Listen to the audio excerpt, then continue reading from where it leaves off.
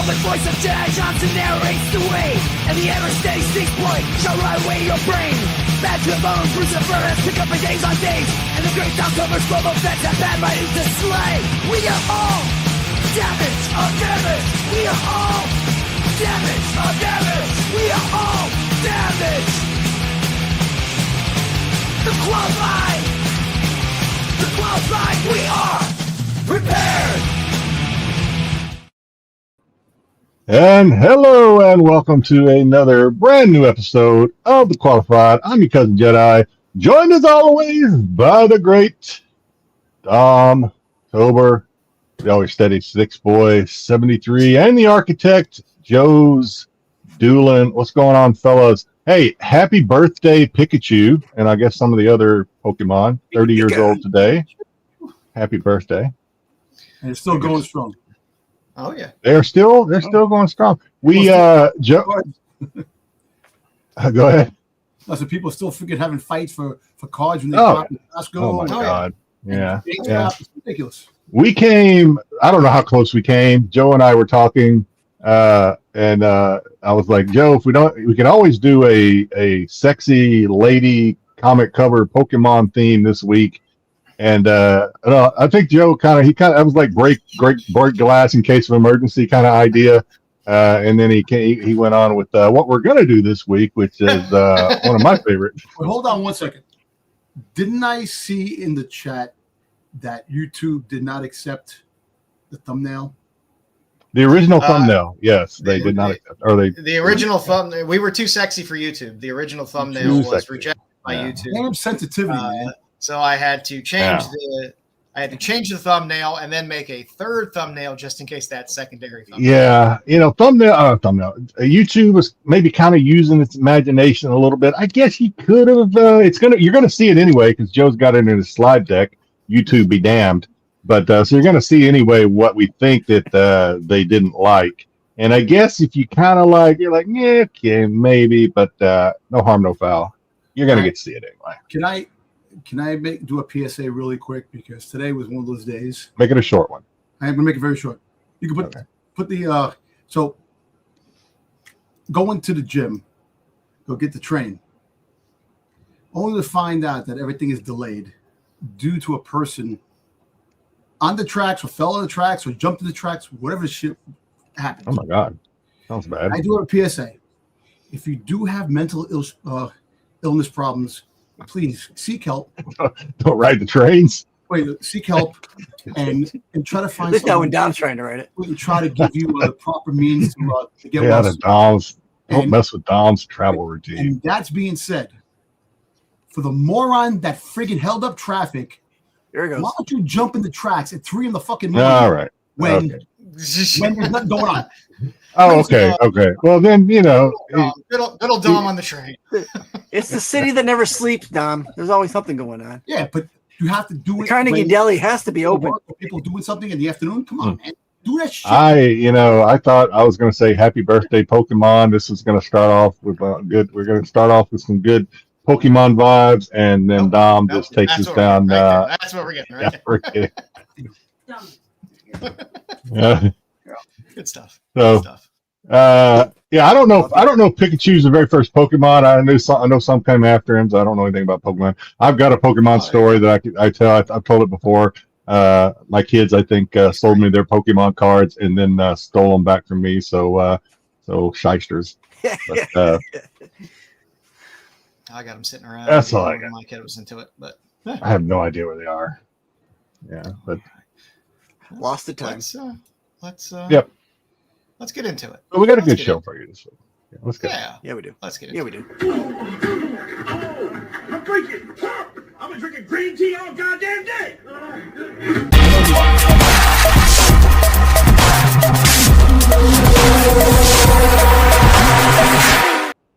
Ask you a question. Yeah. It's time for the Just Looking In on the Qualified, where do we have a theme this week? Do we have a theme? I have a theme this week. Okay, good. I went with I an enjoy artist it when we this have week. themes. But as always, I come up with whatever theme I feel like, whatever books I feel like.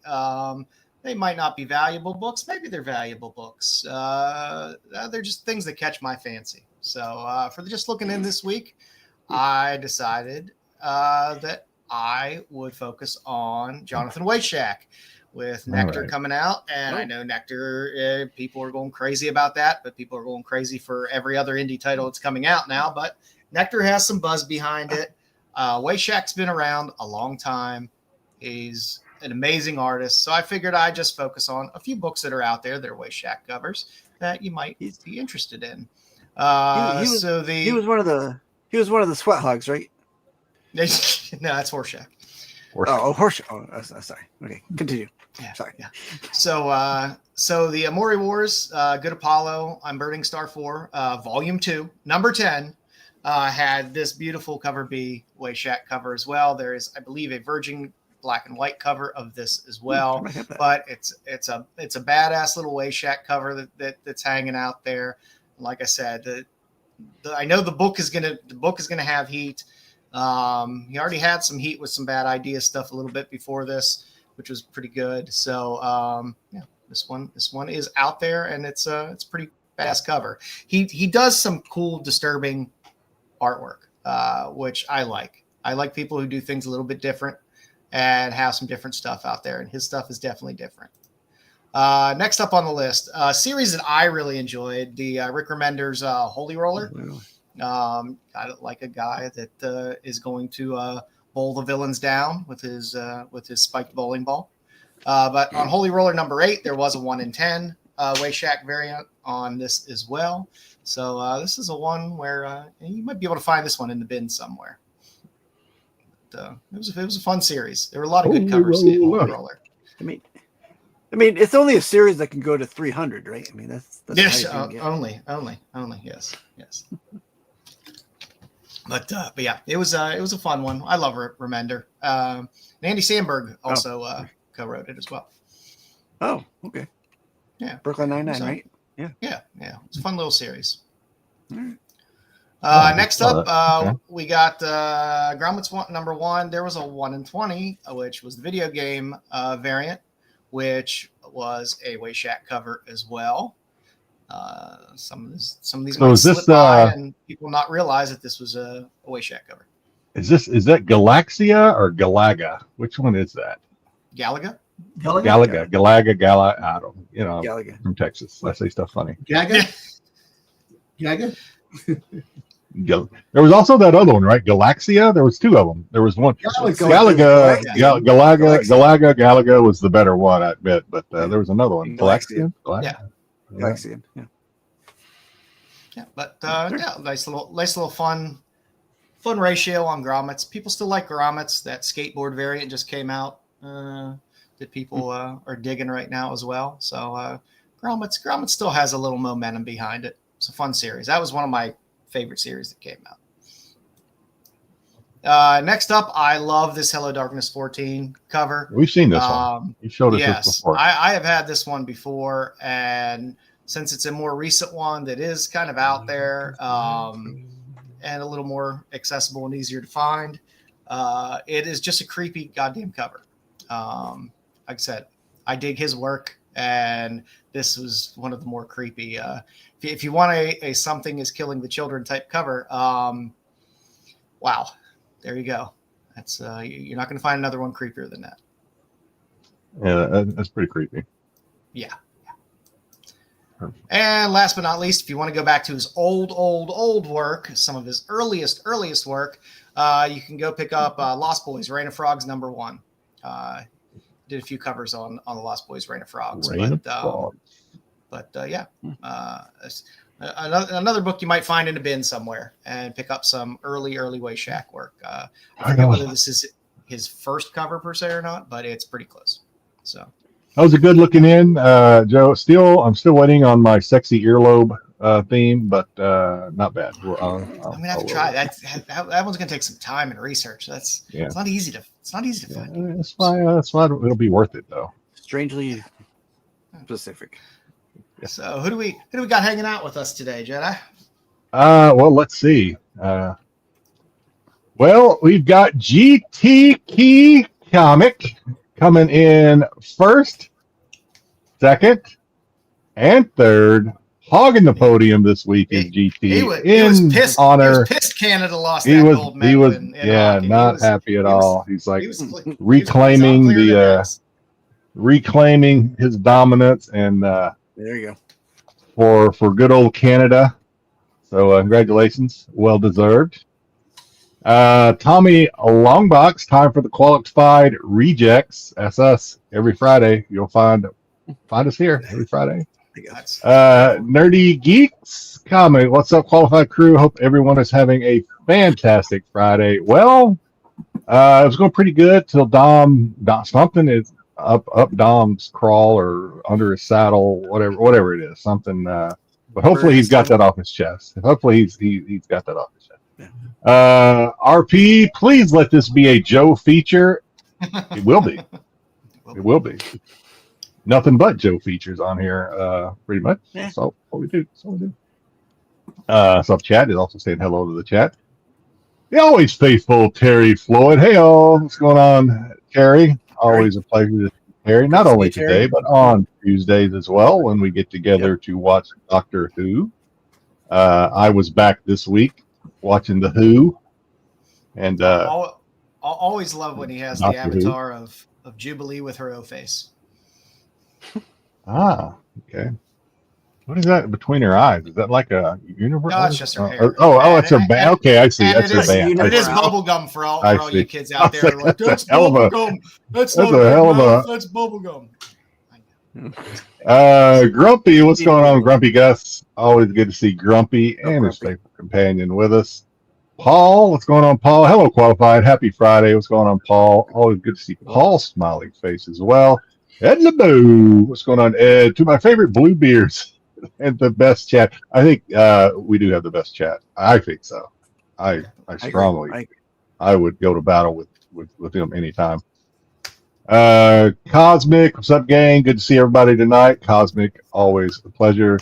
Tyson, all right. What? Okay, still with me with the tramp stamp. Okay, I still don't know how you found out about that. It's a little spooky, and I feel a little invasive. I feel like I need to change my locks, maybe. But what's going on, Tyson? I'm caught up on your IG videos, I believe, as well as Dom's. I believe. I think I really did well this week. Wow. Yeah, I think so. Three Rivers, what's going on, Three Rivers? Evening, everybody. Always a pleasure, Three Rivers. Roth, what's going on? I actually think I'm caught up on his videos as well. Okay. So good. I've had no videos from him making fun of the Cowboys lately. So good. Well, it's the off season, so he's been other stuff. Yeah, I know they're coming. It's coming. All right, who else we got? Hey, make sure we didn't skip anybody. Okay, here we go. Melissa Cervantes. There we go. What's going on, Melissa? Appreciate you stopping in and chilling with us, hanging out. And Andre Ruiz. What's up, fellas? What's going on, Andre? Welcome in. Happy to see you. Oh, and of course, we got Bruce. Happy Gooner Day. Yes. I like Terry's prediction that will be off Rennavision and on OnlyFans. Ooh, boy, that's where we really start making money, is when we make the leap to OnlyFans.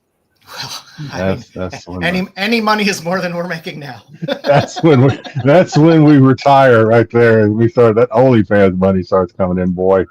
Throw it in the chat, Tyson. I love ideas because I'm running out of them. We'll let Tyson. We'll go on tour. We have an OnlyFans tour. Tyson will be our tour manager. He'll book us in all the classes and joints. It'll be something. All right. Well, thank you. If we missed anybody, we are sorry. We'll do better. That's all we'll do. We'll do better next time, hopefully. What are we doing? We're doing some pickups, or is it pickup time?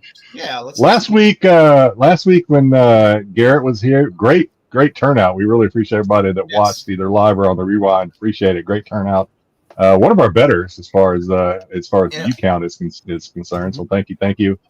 But it really kind of had such an amazing long conversation. We did not expect to have that long. So I'm kind of off. I don't really know what we're doing right now. So it went by like that. You're right. So is it pickup time? Is it pickup time? All right, you're in the driver's seat there, Chief. All right. Not a lot this week, but not great quantity, but great quality, I hope. I picked up some artist proofs, or what, artist comps, I guess we'll call them. Here's Michael Chrome. Make sure it's decent. Okay. Lady Death. What would it say, Lady Death? I'm not going to read all the Not titles. bad It does have a remark on it. You remarked this one, so Oh, there you go. pretty cool. All right, there you go. As well as its companion piece with just a signature on that one. A little different color. For Monty Moore, got a couple of Monty Moore comp pieces. This is his Army comp piece, Lady Death. Oh, nice. That one. And this is actually Coast Guard. It's not Navy. I mean, it's Coast Guard. Looks like it could be Navy, but it's Coast Guard. So it's not He didn't have the Navy, but I got the only two service ones that came up on auction. So pretty cool though. Still, At least the Coast Guard's in the water, I suppose. yeah. They're busy. They're busy. They're probably busier than we are right now. Anyway, and I got some Marissa Pope, Lady Death. There you go. As well as this is covered, so hopefully it's covered. You know, some little tassels there. So that one. Some tests. And then I was watching a stream, Goblin Collectibles, who puts out their Kickstarter is Crypt Cuties, and he knows I am a fan of. I'm not saying he was saving these for me by any means, but he knows he just saw me pop in and like, okay, there's my chump. He knows I collect Dravacus, so he said, "Hey, you want these 1-of-1 Dravacus medals? It is a 1-of-1. If I can get it to show up there somehow, medals."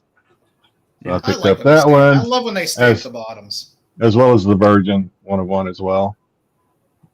So that's all I got this week. It's quality, I think, but not a stack. I have a stack. I don't know if it's all quality, but we'll go with it. Palace of the Golden Princess. No Air Force. This was off the Kickstarter. I'd have grabbed it if they did. They will be open order. And some of the other covers that were off of that. Yonk. And the dirty cover. There we go. Dirty cover. Thank you for a service, Ed. Appreciate it. Actually, there's something that was shown on there. You didn't cover up. No, that was her elbow. You sure it was elbow? Yeah, it was elbow. Little flops. Okay. Thank you, Melissa. Appreciate your service as well. How many years did you do? I'm sorry, we're talking over you, Joe. How many years, Melissa? Fine. And the big stack that just came in today. I was a sucker, and for some reason, will buy a Dynamite blind bag every now and then. But they had the Red Sonja New Year's special in a blind bag. So Oh, that's cool. I got the Selena Virgin cover, and then and then they love to throw a blank in there. And then they had the Fire and Ice Necron as well. So I got the nice Panosian Virgin, nice little black blank. Melissa, I was Navy, but I did 2 tours on Kadena Air Force Base, Okinawa. Beautiful. Loved it. Air Force bases are nice. They are. Little Kirk. You don't have any of those big old ugly ships laying around. Thank you, Little Grippy. Lotte. Appreciate you as well. Little Carla. A little sent you. Grumpy, you're active still? I didn't know that. I did 30. I got out at 30, or they kicked me out at 30. I'm on the bandwagon of the absolute stuff, so I'm just picking it up. Why not? Would they tell you your services were no longer needed? I said you're too fat. Get out of here. Little American shit. Caper. Hey. No, Not feeding me so good. I wasn't. The longer at 30 years, it stayed harder to keep the bulbs down. But You would eat more than food to give it out to the Archie. give it out to the guys over there. I kept it off for as long as I could, and then finally I was like, I'm Horror. You're going. Oh, Melissa tired was of in battling the bulge. I don't understand why they did these in the poly bags. They put the cards face out in these as opposed to face back, so you Appreciate it, see Paul. the cards you're getting. My camera is weird today. Yeah. Got a little Tortured Hearts. You're not centered. If that's what you mean. Yeah. A little more Archie, Space Adventures. A little more is Ted OK. Is that BK stumbling in? What's going on, BK? They put out these facsimiles, and you know what? I'm not gonna pass it up. Yo, why are they putting out so many damn facsimiles and they freaking every comic book is getting a facsimile? If it's a book I like, I'll just get it. That's nothing new. That's been going on forever, dog. But now they're freaking doing books. Just random books. They're doing every book. I like that cover. I like that have cover. a facsimile for every I comic agree book. with you, Dom. I agree. There are way too many facsimiles. I agree, but I'm just saying it's nothing new. Oh, I absolutely. know. Oh, can you put that back up there? I wanted to. I don't know that. Who's the artist? No. Yeah, man, they drew her like her calves are like huge. They're like the same size as her eyes. It's probably Sherman. It's probably Sherman on the. Was it Sherman on this? Yeah, Hayden Sherman. He's the one that does the interiors. He's the one that gives Wonder Woman the manly face every 5th panel. Okay, yeah, time flies. It goes by quick. Well, Sveta, I'm still pissed. I'm so tired of this Devil's Due stuff, funding Kickstarters and getting the open order shit before it comes in the Kickstarter. The Kickstarters are supposed to mail out next week, from what I saw, or the latest update I saw. Do you get all those Kickstarters? Do you get updates on all your Kickstarters? I like those things. Fill up my inbox. I'm like, good Lord. Yeah, I got tons and tons. It's ridiculous. I like said I was going to buy these. I wasn't going to stop buying these. And each of are those all the same, or is that a set? Yeah, no, oh, they're all the same. Okay. But each issue is going to have a Dave Stevens cover, I believe. So get on it. See, I a little Spirit of the Shadows. Oh, Cagnetti, big fan of his. Where I volunteered to help out the flood. Well, God bless you at helping out the flood victims. Huh? How about jumping his bones? We got the Battlefield Earth Conan cover. That looks like the Undertaker. I immediately thought of the Undertaker when you saw that. I was like, that Undertaker cover? I got a shiny little Archie there. Jughead's and I did get the Virgin. I'm a camera as well. So that's what I got this week. Good haul. My bi-weekly box came in today, so I was like, oh, look at that. I have something more than a few books to show. No. Right. Doctor Who. What do we got? So I did get a lot of stuff in the mail, but it wasn't anything I hadn't shown before. Okay, well, next. So hold on. Okay, all right. I did end up getting a box from the great Dom Tober himself. That he got me a couple things at Toy Fair at the end, and was there blood on it? Didn't have like a homeless person's severed head inside, did it? Or something? No severed head, but it is Who related. So Dom did pick up for me this Master Replica. Oh, that is awesome! Nice little Second Doctor's TARDIS. He got me this. If I can show it to you, is the Second Doctor's TARDIS from Master Replica. Nice, very well. Well, we haven't seen Mudmen in a while. That's a good call, Terry. We have not seen Mudmen in a while. Yep. New chamber pots. You might. Next week, I'll show you what I did get for the Mudmen because it's in my teapot. I was about to congratulate you. I thought our intervention worked, but apparently not. No. But Dom outdid himself with this pickup. That's hard to do. Dom's pretty high bar. He was able to get me this 15th Doctor statue. It comes with a base, and this isn't even out yet. This is still on pre-order. Is it a prototype? I don't know if it's a prototype, is it stamped like prototype or something? That would be pretty cool. At the end of the show, my brother went back to a place that had some stuff. So they said, I love it. You have a free range of what's in this side of the shelf. And he's like, everything. He goes, take whatever you want. You can take it all if you want. So my brother took all the Star Trek ships, all the stuff that was in the ships. There was a couple of Doctor Who items in there. I said, let me get this for Styx because Styx, I appreciate it 100%. You know, Holy cow! So I saw and I picked them up, and I didn't know that statue wasn't even out yet. So apparently they gave that statue. We got the statue. And I looked on their when I got it. I'm like, I gotta look it up. I wanted to look it up, so I looked it up. I'm not going to say how much the statue is on the website. You can find that right on the website, but it still says pre-order, and I think it was like June, so it's like still 3 months. I didn't get anything cosmic. I try and be. I didn't get anything cosmic, so we'll hold our admiration for Dom. We'll water it down just a little bit. I'm a good buddy, but I'm also a terrible husband. My wife's mad at me because I made that comment in the beginning. I'm sorry, I had to. Yeah, I knew she was. I knew that wasn't sitting well with her. I could hear it. We can hear it in the background. I did tell her that. Let me go back to this. Joe got them all, Cosmic. He got every one of them. I think he got all of them. If she only would have helped you with the camera, then maybe you wouldn't have been so angry on the train. No, that camera. I just get angry off the bat. I don't see any help coming in the near future. Yeah. I just that's on me. I'm always I'm a hothead, man. I'm really you wear your emotions on your sleeve, Dom. That's what's I do. I just can't stand bullshit, man. I freaking paint people. And it is hard medication. Well, speaking of the great Dom Tober, Dom, do you have anything? It's not getting comic books. Didn't get anything. I just got this in the mail today. So Impressions, Darth Maul. Oh. And for honor the for, Kabuki. Maul Shadow Lord, it's the Japanese samurai Kabuki. version. I got the package in good shape. Good shape, Dom. No, nothing. Nothing to set you off. Okay, good. All right, good. I got both. So I got two Boba Fett's now. I got this with two other Boba Fett's now. I got it's an actual Mayor Morrison is going to be in Fairfield, Virginia, March 19th, 22nd.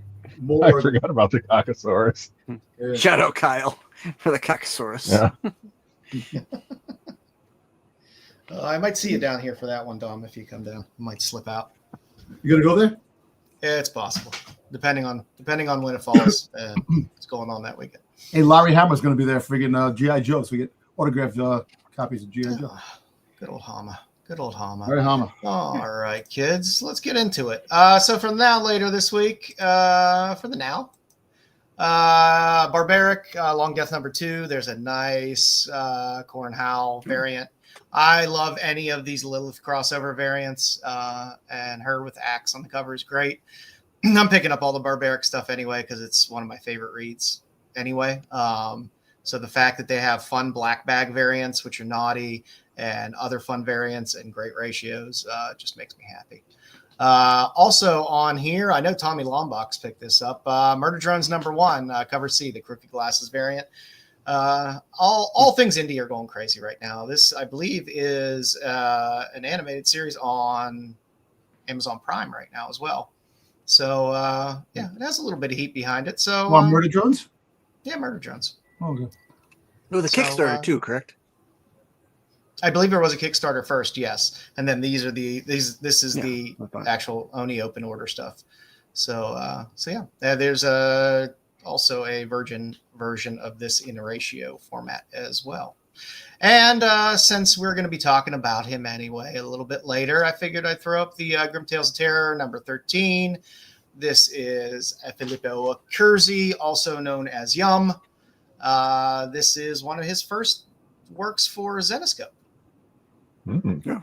I thought I recognized those toes. Yep, and you'll see the other version of this cover a little bit later. Toes. And for the later, I'm sorry, I'm a sucker for Frazetta cover. I don't care if the reprints. I don't care if it's on a magazine. I don't care. You throw some Frazetta art on a magazine, I'm going to buy it. So Vampirus Carmia 33 is just I still great. need to check those out. I need to read some of those. They're fun. They're fun. They're good stories in them, and the covers are great. There's some good stuff in there. Yeah. That middle one with whatever that is playing with his foot. I could not pass that up. I was like, that is creepy as shit. It's a funny cover, but at the same time, it's just weirdly creepy. That's Joe's no, is that a dead person or is that somebody sleeping in bed? Because it almost looks like sleeping in bed. That's okay, Joe, his hairy legs.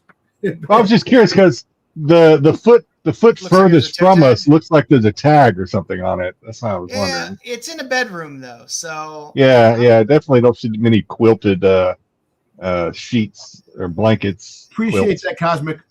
And the weird dog-headed man tickling the feet is it's just creepy. Yeah, It's a that's goddamn creepy cover. And But truthfully, see, with Hello that's Darkness, every day in Joe's life, man. He wakes up, his dog licks his feet. He goes, actually, my dogs do jump on top of me in the morning and wake me up to take them outside every morning. So yeah, and sometimes these like C covers on Hello Darkness and stuff, they go under the radar. They always get some weird, interesting artists to do some of these C covers and tend to rotate it around. But like I said, great creepy cover. And come May, we are getting more Gun Honey. So Gun Honey Double Down. all right. This is the only cover available right now that they're showing. That's good. That which is a who? Oh, I was gonna say it Art looks like Art Germ or one of his apprentices. Yeah. The in typical Art Germ. Okay, well we're gonna need something else to do reviews on because some of the stuff we're reading I think is kind of winding down. So that's good. Good, we're getting more Gun Honey, I guess. Or no, we didn't do. Did we do Gun Honey or we do? We did Heat Seeker, which is Gun We did Honey Heat Universe. Seeker, which is Gun Honey. Okay. But again, they're all pretty easy reads, and do you see some fun stuff in them? So they're fun books. They're not hard on the brain. Yeah, I agree. And for the tops and tails this week, you know what? I need to start getting into more Summerdale stuff. Lady of the Black Fan #2 has a great Summerdale cover. I like Summerdale. As I was looking through Kickstarters today, I was like, you know what? I don't have too much Summerdale stuff. I think I need to start adding some Summerdale. I don't think I back this one because it has a Dervakus or cover, but I don't think I back this one. I think this one has a Yum cover as well. Yeah, I think you're right. Yep. Well, Bad Bug.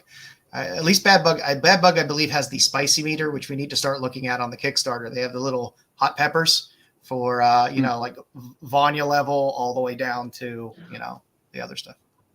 Still trying to find. I did find something. It was an e-comic that I came across that was like probably. I'm not going to review it because I don't. For one, the story is just like I couldn't even follow the story. It was just nothing but like sex. There was like no story at all. Like at least Vanya gives us a little story in between the orgies.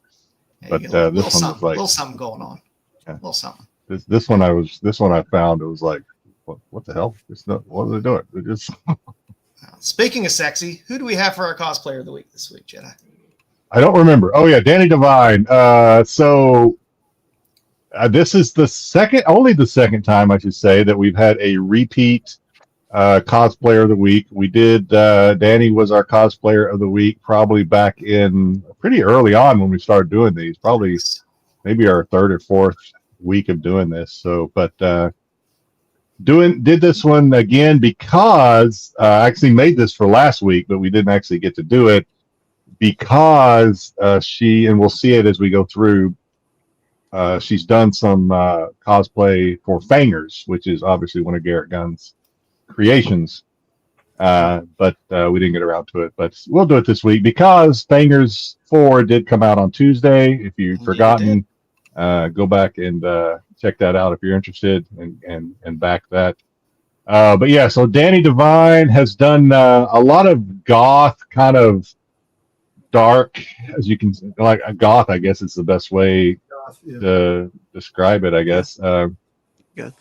So here's some of her published covers, I guess. She was on Brides of Dracula, which was this is #2 Kickstarter.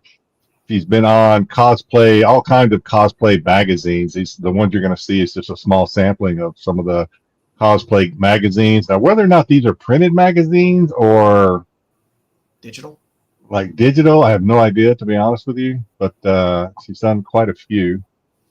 So here, I don't know. I did not know there were cosplay magazines out there. Yeah, in fact, the one in the middle, now that I moved my cursor and can see it a little better, that's actually a calendar that she has. So yeah, and I guess the one on the far right kind of reminds me of a tight red latex Leia white gown, only it's tight red latex, I guess. I don't know. For me, I'm Sure. I'm a Leia episode 4 Leia fan, so That's fair. anything That's fair. didn't take much to remind me of that. All right, moving on. We have more of her publication covers. She did Bad, which I don't know what Bad stands for. It probably stands for something.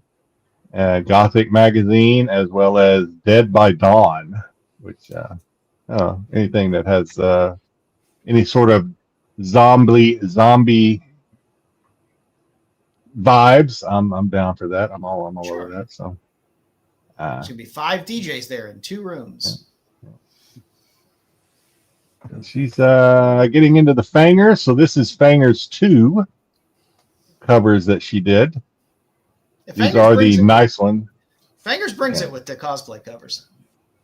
They did, and I don't know if did you go on and look at the Fangers 4 Kickstarter this week when it Oh launched? yeah, I funded it, but I normally don't buy. I normally don't buy the cosplay covers. Well, I don't think that was when I was going to bring it up. I did not see any. So she's done cosplay for 2 and 3. I don't know if she did 1 or not, but there was no cosplay for 4 unless I totally just didn't see it.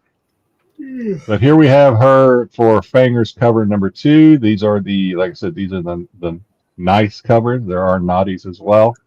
We have Fangers 3. Okay, there's only so she didn't do 1. She did 2 and 3. I think that's what it was. I guess. This is my favorite character from Fangers, which I let slip last week. Is actually a Lycan. So. Gwenpool. Yeah, it's not. This is it's my favorite character, and not a bad cover either. Then we get into some of the, like I said, she does a lot of like goth or horror style cosplay. So we have what is that first one? I can't remember what the first one is. Is that Chucky? It was just catch ups for the cosplay for 2 and 3. Yeah, that's what I thought. Yeah. Got a little Chucky going on, some Pennywise in the middle one, and I guess Beetlejuice or something going on in that last one. I guess no, actually it's Nightmare Before Christmas. Yeah, Nightmare Before Christmas. Yeah. Okay. Yeah, you can tell by the trees in the back. Yeah. And this is the Joe slide. Joe slide. I feel like we hit the mark on the Joe slide. The last one in the red, white, and blue bikini. That's all me. I'm a sucker for the red, white, and blue bikini. But I thought there was 2 of them of her with no clothes, with a pillow between her legs, and I'm good with that. I was like, which one should I use? And I'm like, screw it. I'm going to use both. One in the middle. I'm got feet in the one in the middle, so I figured this is good content for our Joe slide this week. So and she's in an in-ground, not above-ground pool, so that's a quality picture. Good stuff. I think that is it for our cosplayer of the week. 2-time cosplayer of the week, Danny 2-time Devine. award winner. Put your hands together for Danny Devine, ladies and gentlemen. 2-time. All right. Well, we did have some Vampy this week. Yes, we did, sir. Jedi. Since was you it put good? the panels in, I'm going to let you walk through this bad boy. Oh boy, did you read it? Okay. Well, Joe's very busy this week, and I volunteered to put the slides together for Vampy. So I'm pretty much gonna. I like I said before, I have a hard time deciding what goes in and what doesn't. I'm not nearly as good at it as Joe is, so pretty much everything went in. So you might get the entire comic, or pretty damn close to the entire comic, but maybe not. All right. So Vampirella, this is the continuing the main title, Vampirella of 2025. This is number 11 from what we can tell. This thing is going to wrap up with 12 next month. But we have the main cover, which is Perillo. We have some Derek Chu up there. Underneath Derek Chu is Elias. We have some Lisner across from Elias there. And the one up with the skeleton, I cannot remember who that is. That's Selena. Selena. Okay, Selena. And then to the far right, we have 2 exclusives, which the top one is Godtail, and the bottom one is I have no clue. Lassalle, not Lassalle. Is it La something? Lasat. Yeah, Lasat. Lesott. Lasat. That's a nice. Which I kind of this week. I like Lasat's style. I have a couple of his. I don't have this one, but I kind of like his style. I may have to go out and pick this one up because I didn't get it. But I have a couple of Lasat Harley Quinn cover, or it's not. It's probably Harley Thin, to be honest with you, but it's the knockoff. But I don't know. I kind of like his style. I like the style. Like I said, it was a good variety this week, I think, of covers. Yep. Appreciate it, RP. Always. Thank you very much, sir. We do. Thank you. Appreciate that. All right. So if you remember from the end of number 10, Vampy and her gang of her squad kind of went to battle with this god-like person who got annoyed with them when they unleashed the crickets or the whatever. Here's what I had problems with, Jedi. Literally on that main panel page on the right, the splash page, they basically explained the first 10 issues of the comic. Yeah. Or at least the last arc of the comic, yeah. Yeah. For the most part. And I'm like, okay.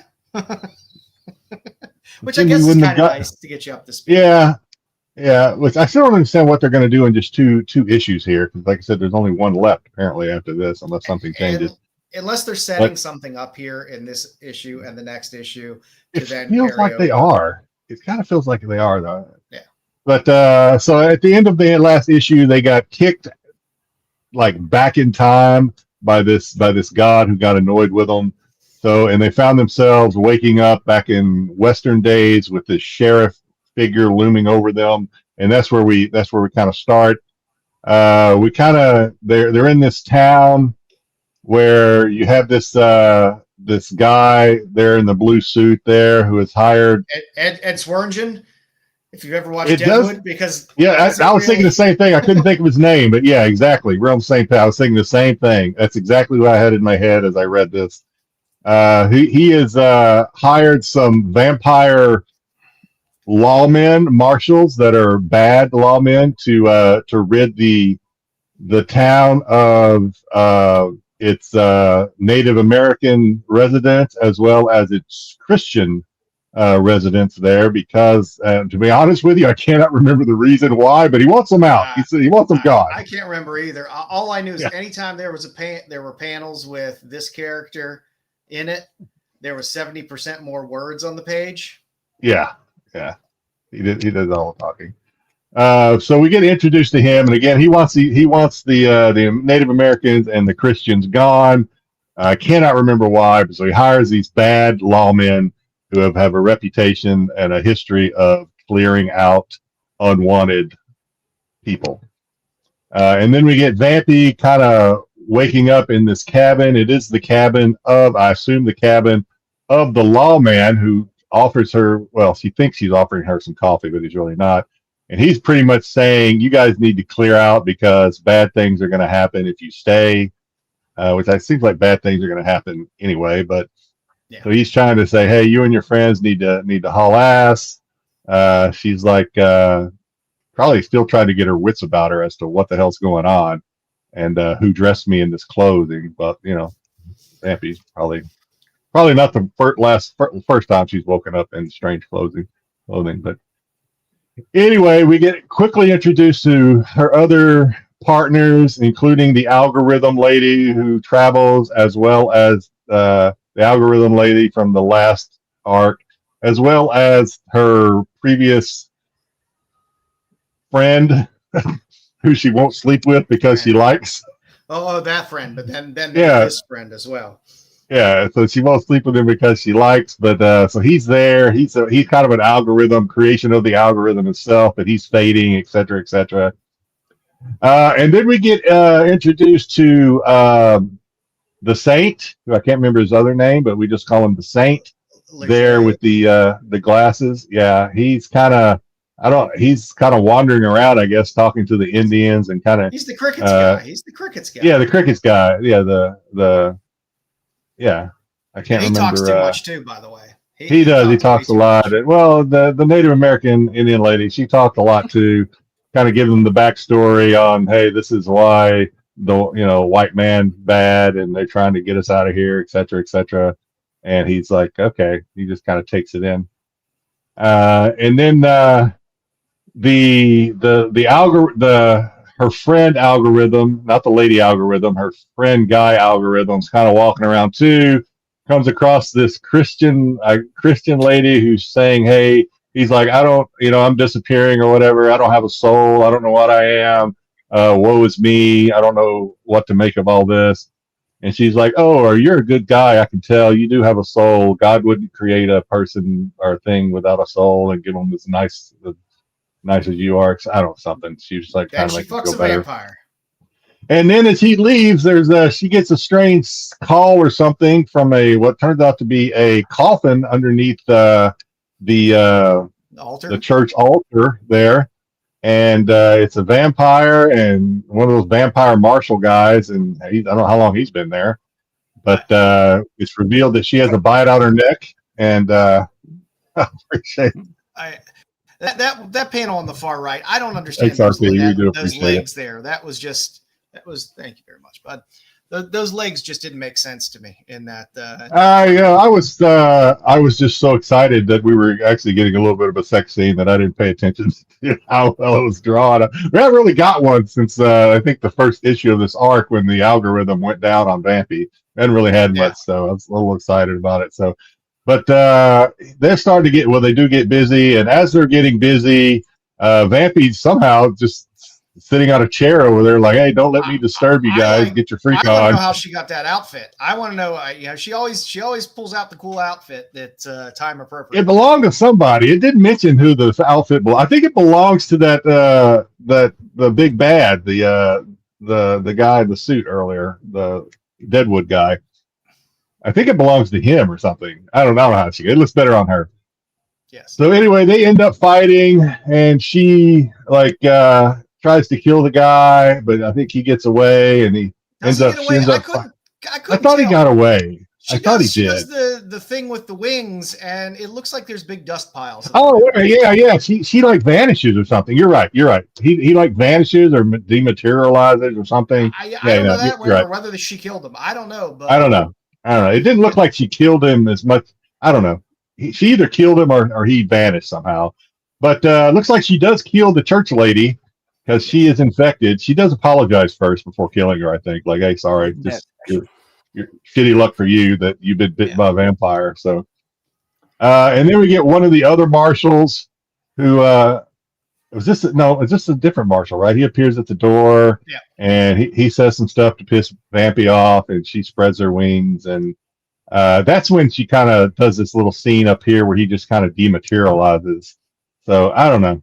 We'll find out in issue 12, I guess, it's who died and who didn't. But then we get the Native American good guy marshal, I guess, who showed up and saved them. And they're like, there's like a train coming with 400 coffins. That way, I assume those coffins are for the people, the Native Americans and the Christians that they're going to kill to get rid of. I guess that's what I took away from it. I didn't know whether it was that or whether there's 400 vampires coming. Maybe that. Yeah, you know what? You may be right. Maybe there's 400 vampires. You're right. No, I didn't put that together. Yeah, that's a good call. And then so Vampy goes and meets the big bad Deadwood guy, and they're talking, and then he's like, I forget what he says, but anyway, they're walking away. I think the Native American marshal is still like, hey, you guys need to haul ass. I don't know why he's trying to get rid of them, but and then at the end they're like, well, there's only one way to stop this. We have to rob that train, and that's where it ends. So I don't know. I think she's going to. Please feel free to fill in the holes, fill in the gaps, Joe. I definitely think there's going to be some chafing in that outfit and in the West. Yeah, a lot of sand. Vampy doesn't chafe. Leather on. I don't know. But yeah, so they're going to. We do have one more. So like I said, there is one more. Here's a little sneak peek of next. We get the same usual. Didn't have any insight or any peeks at any exclusives. So we'll see those next time we cover this comic. But we do get the same usual suspects as far as the regular covers with Perillo, Derek Chu, Elias, There's etc. Selena in there. Yeah. You know what would be nice? And they've kind of gotten away. And I'm not going to complain because I'm getting beautiful Perillo covers, every episode. But you know what? Would it kill them? Would it kill them to do a cover that kind of fit what was going on in the story? I thought the same thing. It's funny I thought that because I actually mainly with the Perillo is what I thought. I was like, okay, is she gonna cut like Dracula's head off in this next episode or the next issue? What is with the? But I honestly don't know if Dynamite really puts that much thought into it. To be quite honest with you, the others look kind of generic, like they could be any Vampirella cover, but the Perillo's the one that I'm like, okay, there's some sort of reason for that, her holding what appears to be Dracula's head or something. Or is that just after reading this, all I could think of, because she had the cool hat and trench coat and everything else with the sexy Vampirella outfit underneath. I was like, he looks sexy. That would make some cool fucking covers. Yeah, I just think that they have a pool of art that they've already purchased from the artist, and they just go for it. They just ask them, I just need Vampirella. They go, okay, and they just draw Vampirella. That's what they get. Because they probably, I don't know how long it takes these artists to draw things, especially to draw a good final high quality cover. I mean, they can knock out sketches, quicker than hell. But so if they're like, hey, Lucio, we need a cover of Vampirella in this Western get up. He might say like, okay, give me 3 months or whatever, because I'm sure he's a perfectionist. And they might say, no, we can't do that. The writers just told us they're gonna, Priest just said he's gonna do this. It's coming out, next week or whatever. I don't know, but I'm sure that's not the case. But I would have loved the Western cover. I'll tell you something. I appreciate. You know what I like about not number ones, but the first comic in what's a new arc. Like this is the first issue of this new arc. It's kind of fresh, so we haven't really got, at least in this issue, the next one we may get like 12 of them in the next issue. We didn't get Priest's like citations with reference shit that happened back in the 90s in Vampirella back in the 90s. So I appreciate that. That's why this was a lot easier read than the previous art. Now it may change in issue 12, but this was a pretty easy, straightforward read. Which is what I wish they were all like. They give us enough within the storyline and stuff like that to remind you of what happened before, in case you forgot who Benny was or the AI woman or any of that shit. They gave you enough to remember. Oh, okay. But it was a very easy read. Again, would like some Western covers, but it is. Dear Dynamite. Dear Dynamite. Maybe we'll make that a segment. Maybe we'll start making that a segment. I'll write a Dear Dynamite letter every week and then read it to the audience. You really want to connect to your readers. But yeah, it was okay. It was okay. It was all right. Perillo is the GOAT. Yeah, especially when it comes to Vampirella. He is. I mean, Frazetta. Obviously Frazetta, but next to Frazetta, Perillo's the GOAT. He's awesome. Yeah, definitely. All right, time for Dom's favorite segment. It's time for the That's Not a Comic, That's Not a Comic, Salia Comic, Salia. It's time for the That's Not a Comic, That's Not a Comic, Salia Comic, Salia Comic. Oh, cool.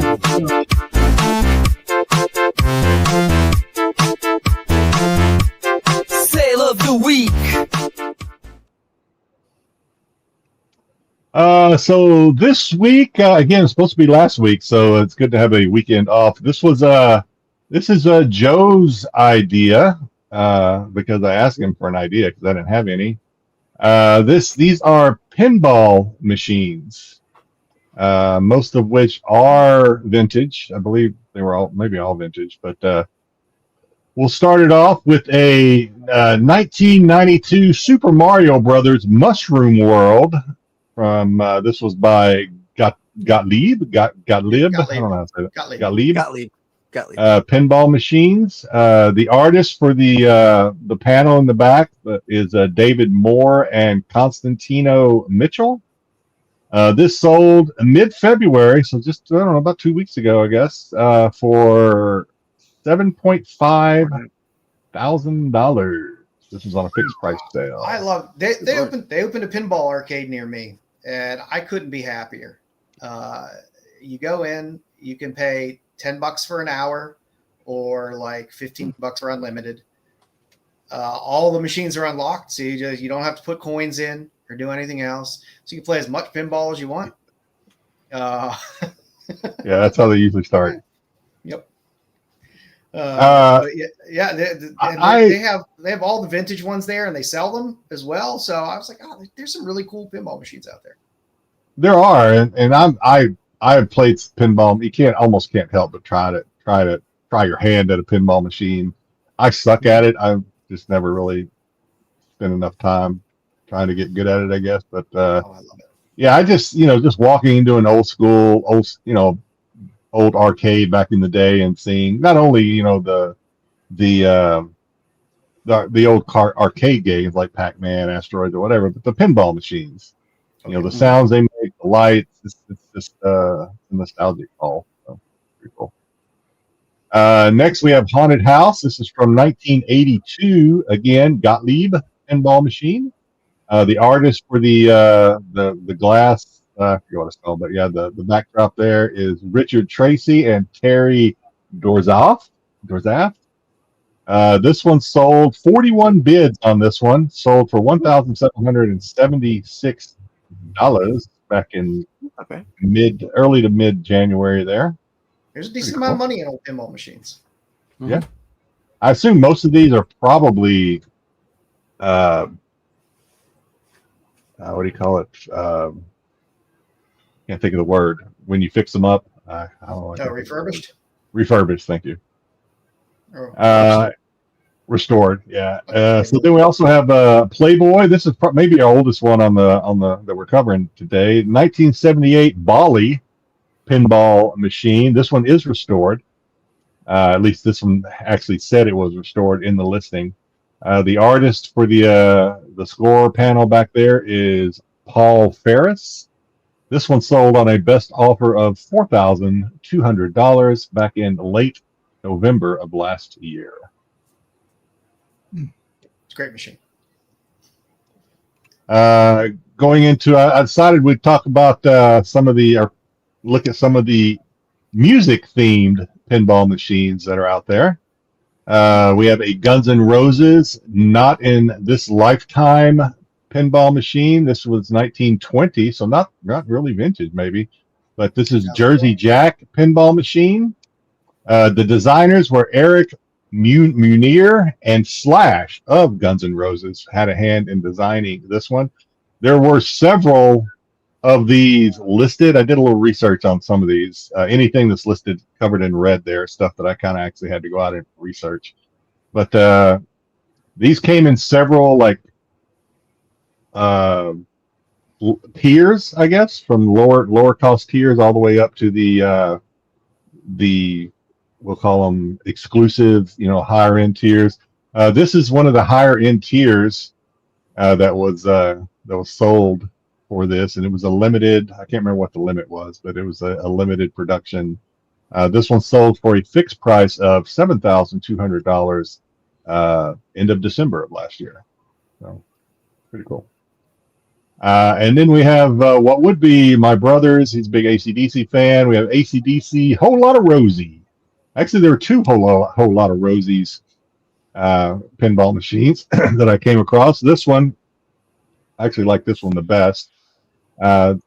It's got more of a nostalgic look and feel to it. This one is actually from either 2017 or 2018, depending on who you believe. This is a Stern pinball machine. The designers...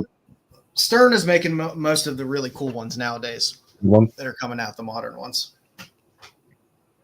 This one sold on a fixed price of $5,995 in mid-November of last year. And then lastly, we have from 2011, the Rolling Stones. This is a Stern as well. The designer was Tom Copera. This one sold one bid, so basically buy it now, but one bid of $6,997 in mid-December of last year. And if going out, and maybe you don't have room for a pinball machine, but you kind of like the vibe, the feel, the nostalgic look of pinball machines, you can buy some.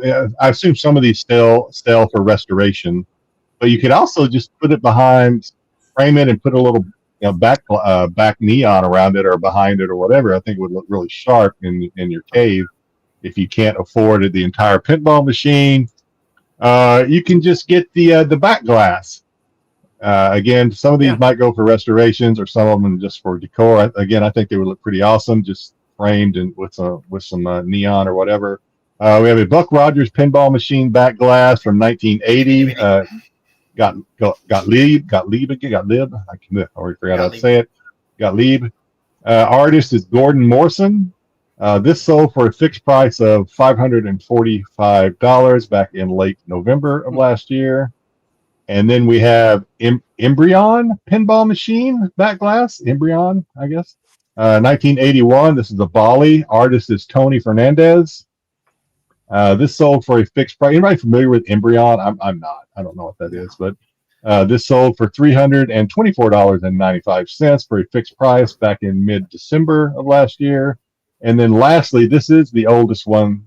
We have a CoverGirl pinball machine back glass from 1962 by Gottlieb. Artist is Roy Parker, not Ray Parker, Roy Parker. This sold for $300, we'll say, on a fixed price early this year, January 3rd. Yeah, that's pretty nostalgic looking. I like it too. And yes, RP, the Godzilla pinball machine is badass. I've actually played it. It's crazy. The most recent ones are insane. I mean, they have pretty much a full video screen. I played the Iron Maiden one. That's a newer one. And you choose what song you want to listen to when you're starting. They give you like a bank of like 5 songs to listen to. But the video screens on them and the interactive stuff is just, it's insane what they're doing. The last pinball machine I played was the Walking Dead. The Walking Dead pinball machine that I played. That's probably cool. I honestly can't remember the last pinball machine I played. It's been so long. Yeah, I sneak out of the house whenever I can. I probably played it for all of like 45 seconds before I think pinball is more addictive than video games. You play pinball, it's actually much more satisfying. Oh, it is. It's a lot of fun.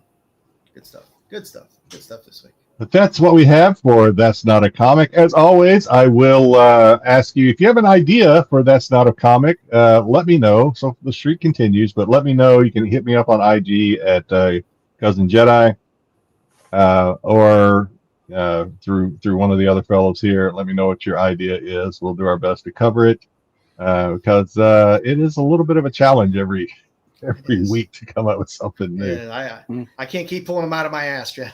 You can freaking goddamn look up half-eaten sandwiches from celebrities. Yeah, some shit like that. We'll be doing celebrity looking like potato chips soon. There you go. Yeah. The old Charizard Cheeto. Exactly. Yeah. So how much money that shit sold for? Hell, That's I want to say we talked about that on here. One week.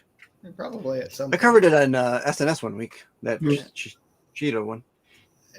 Styx does not have trivia for us, but he does have a little coverage of Awesome Con. Coming up. Oh, sorry. I didn't know you clicked it. You want to add it there? There you go. Yeah. There you go. Okay. So on Tuesday, I announced that I will be at AwesomeCon in DC for some. They do have some Doctor Who. Thank you, Cosmo. Celebrity guests there, but I figured we'd go through. I thought I'd go through really quickly. This is going to be a quick. Awesome just to show what they have going on at AwesomeCon. Here's your badge pricing for AwesomeCon. $3.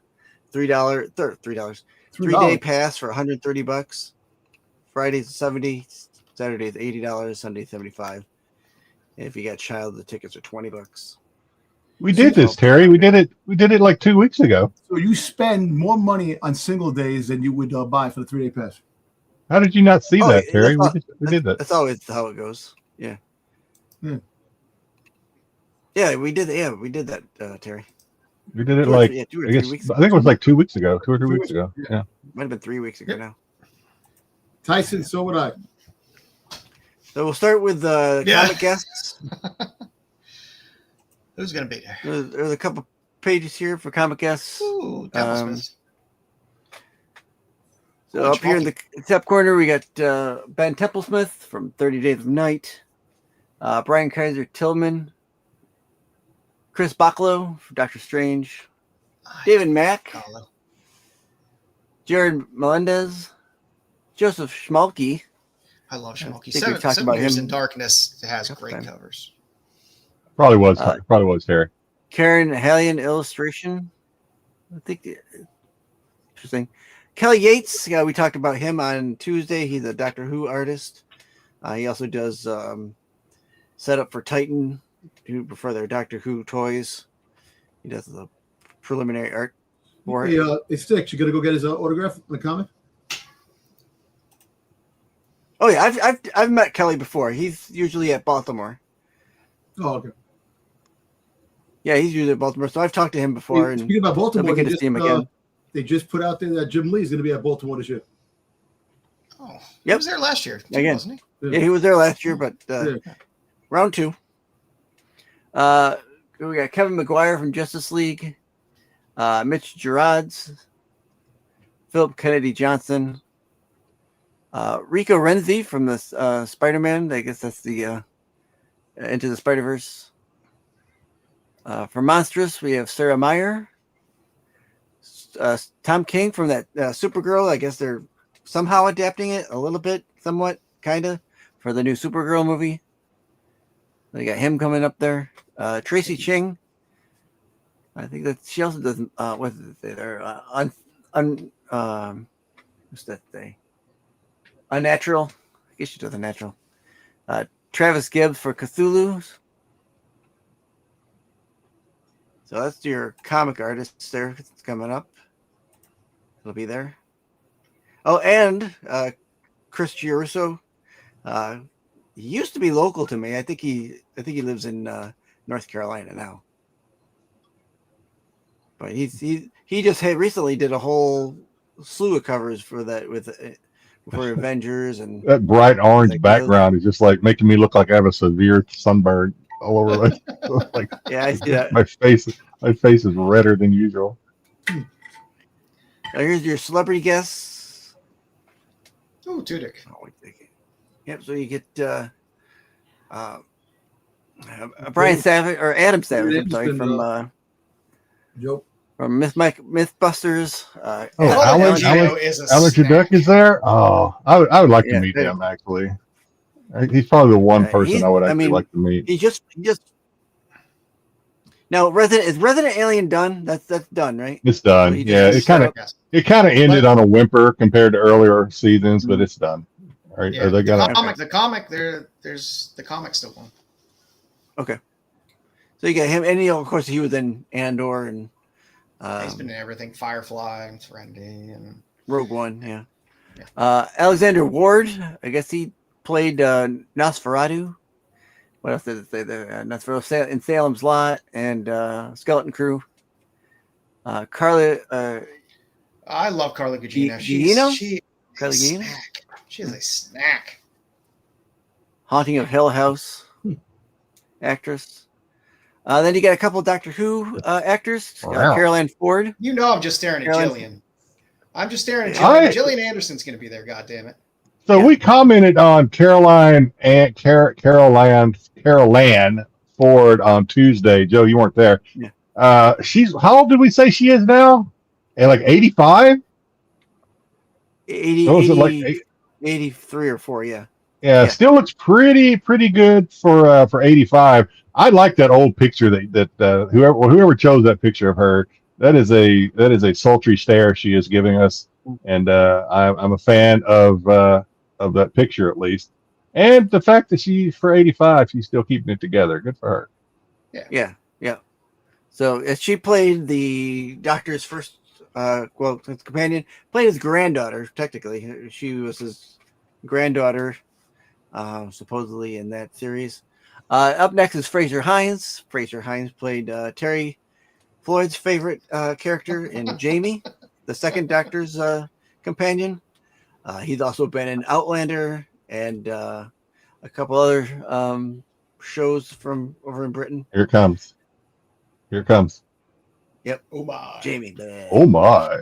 Yep. Everybody watching right now is like, I guarantee you, if you're watching and you say you haven't done this, you're a liar. Everybody that's watching this show has already said, "Oh my," at least once. I'm just saying Gillian Anderson. That's all. He was on Carly Gugino and Gillian Anderson has got my last year when I went on the Comic cruise, on the Comic-Con cruise. He was there. Oh, yeah. He was one of the guests on the Comic-Con cruise. The Kai one? Yeah, George Tacky. The K. George Tacky. The K, the Kai, I don't know, whatever. Tacky. Good old George Tacky. Well, I says, oh my. Pataki, that's our old governor there in New York. It's better than Bukat. Never mind. All right. Okay, then why Gillian Anderson is selling her beautiful name and going to a con. I don't know, because she might need to after that last Netflix Western she put out. I started watching that and couldn't finish horror it. flick coming out now. I sent it to Joe. A new horror flick. She played the big bad in the, I forget, what's the name of that Netflix Western? I watched it too, Jedi, and I can't remember the name of it because it was utterly forgettable. Yeah, I couldn't finish it. I watched like four episodes and I was like, I'm done. I'm almost certain that an X-Files there is an X-Files redo is probably not her fault, but it was. They already have a first person. I forgot the girl's name. One of the leads. I forgot her name. So people are complaining already. Yep. Oh, people will complain no matter what you do now. You of anybody should know that. If you go back and watch Hannibal and watch Gillian Anderson in Hannibal, she ages like fine wine. Let me tell you. Yeah, I mean, she still looked pretty. You know, she looked pretty good in that Western show on Netflix. She's not the reason I stopped watching it. Just I don't know. The show just didn't. There's a birdie in the tree that says she likes feet too. I hope so. All right. Up next, we got Gina Torres, who played in Alias and played in 911. Played 911 Austin or something too. Yeah, she's a lovely Lone lady. Star. You get her and Tudyk. Lone Star, yeah. You getting your Firefly and Serenity crew together. Yeah, she's married to. Well, actually, she was married to Lauren Fishburne at one time. At one time, she was. Yes. Makes sense. She got divorced. Henry Thomas. She played Fishburne's wife in Hannibal. Yeah. Jamie Campbell Bower, who The played, TV I show. guess he played Vecna in Stranger Things. Jill Sadie, of course, she was from Firefly as well. Jim Beaver from Supernatural. And Katie Parker, and Honey of Hill House. Any Kripke production. Yeah. Luis Carrazzo, Legend of what was it? I don't think we need to know. Misha Collins. Misha Collins is great. You put together any of the Supernatural cast, I'm happy. I liked him in every con you have a bunch of members Gabriel. of Supernatural. You can, if you want to get autographs, there's always somebody from Supernatural at any of the cons. Oh yeah, well, I mean they were on for 16 seasons. There's probably plenty of people that are making at least a side gig going to cons. Fucking Parker Posey's going to be there. I love Parker Posey. What is she doing slumming into the con? She's Parker Posey. Come on. It's the whole Firefly thing. The whole Firefly reunion. Nathan Fillion's going to be there. That's actually Nathan Fillion's going to be there. Molly C. Quinn. She was in what was she in? The Life of Chuck, and then what's the other show with the Nathan Fillion there? Castle. Isn't he in like the Rookie or something? Doesn't he play in that Rookie show? He's in Nathan Fillion's in the Rookie as well, and then of course he just played Guy Gardner in Superman movie. Miranda Baccarin is such a fox. Nicola Bryant, Seventh Doctor companion. I'll have to show off some great pictures of her in a bikini that you guys will definitely enjoy on Tuesday's show. I would enjoy that. Yes, thank you. So I'll make sure I do that. You already said Parker Posey, Paul Giamatti, Ron Perlman, Hellboy himself. Oh, that's right. She was in Castle. She was the daughter, wasn't she, in Castle? Yeah, she was the daughter. Yeah. Yep. And then Sam Riegel looks like he's a voice actor for animation. We got Ron Perlman for one episode in Fallout, so I'm assuming we're going to get him in season 3. I would hope we're going to get him in season 3. Why cast Ron unless it's one of those things where I just want to be in Fallout, like something like they do with Star Wars or whatever. I don't know why we would have Ron Perlman for one episode of Fallout and then not see him again. Does he do voice in the game? Maybe he does voice in the game. Pointing to that comment. He played my son. Of course, I don't only know this because my son, but he plays like the super, what they call the super mutant or something, super mutant. Oh. Okay. Something. I That's mean, probably why he gets in there. So, more Firefly. All right, here we go. A couple more Fireflies down here. Then you get Sean Mayer. He's from Firefly. Sophie Aldred, 7th Doctor companion. Summer Glau. Summer Glau. Supernatural. Or I mean, Firefly. Firefly. 7th Doctor himself. And she was in one of the Terminator films too. Yeah. Yeah, she was.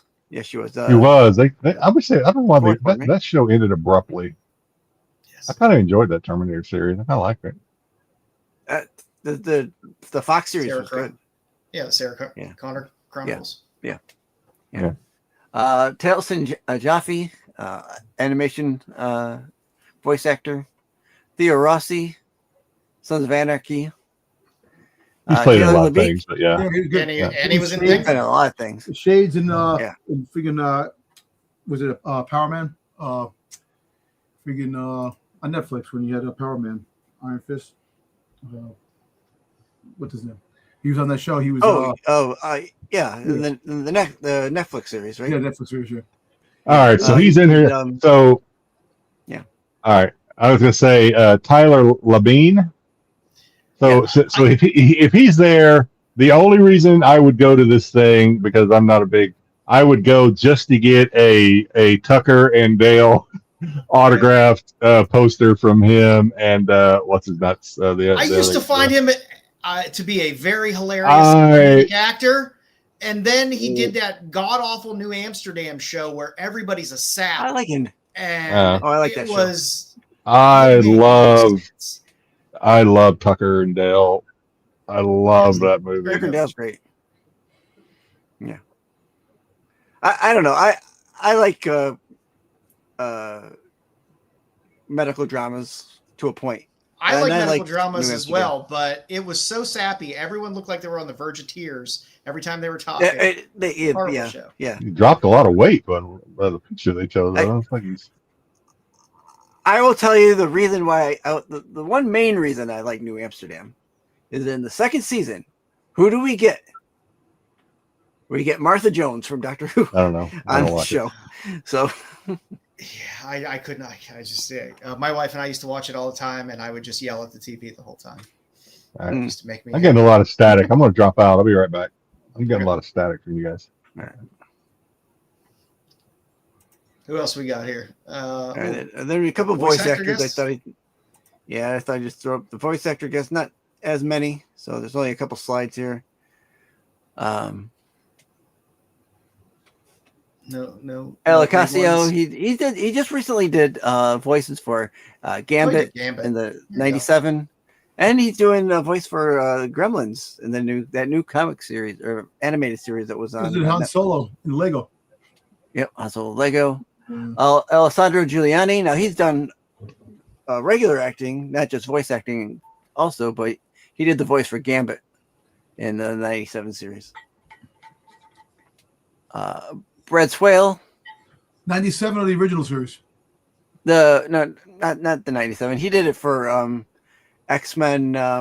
What was that one? X-Men. Cartoon. The one where they're at the regular high school. Not. I can't think of it. It's probably up there too. What does it say? I can't read that small. X-Men Evolution. X-Men 97. Evolution. And it says X-Men 97 there as well. 97, but Evolution. had the two people play a Gambit. Yeah. 97. Yeah. Oh. Burning his nuts with beignet, with hot beignet oil. Yeah. How would you like them beignet? Brian Drummond. He also had a couple X-Men credits there, and it looks like is that Vegeta in the corner? Yeah. Dragon Ball Z. Devora Wild. Baldur's Gate 2.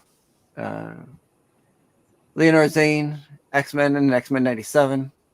She did the X-Men original. Rogue. She was the voice of a Rogue.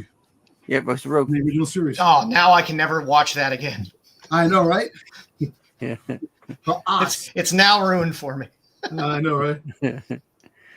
Matthew Watterson plays Magneto in the new 97. That man has a forehead. He does. 2 foreheads in a row. That's a solid one. Yeah. Matthew and then Neil. Neil Norman Battling. also played in Baldur's Gate 3, Deviant, Resident Evil 3 voice acting. I think there's only one more or two more over here. Sharon Sharkent, a couple of My Little Pony credits there. Oh, you can get all the weird brownies. Like Strawberry harassing her. Shortcake. Good Lord. Yeah.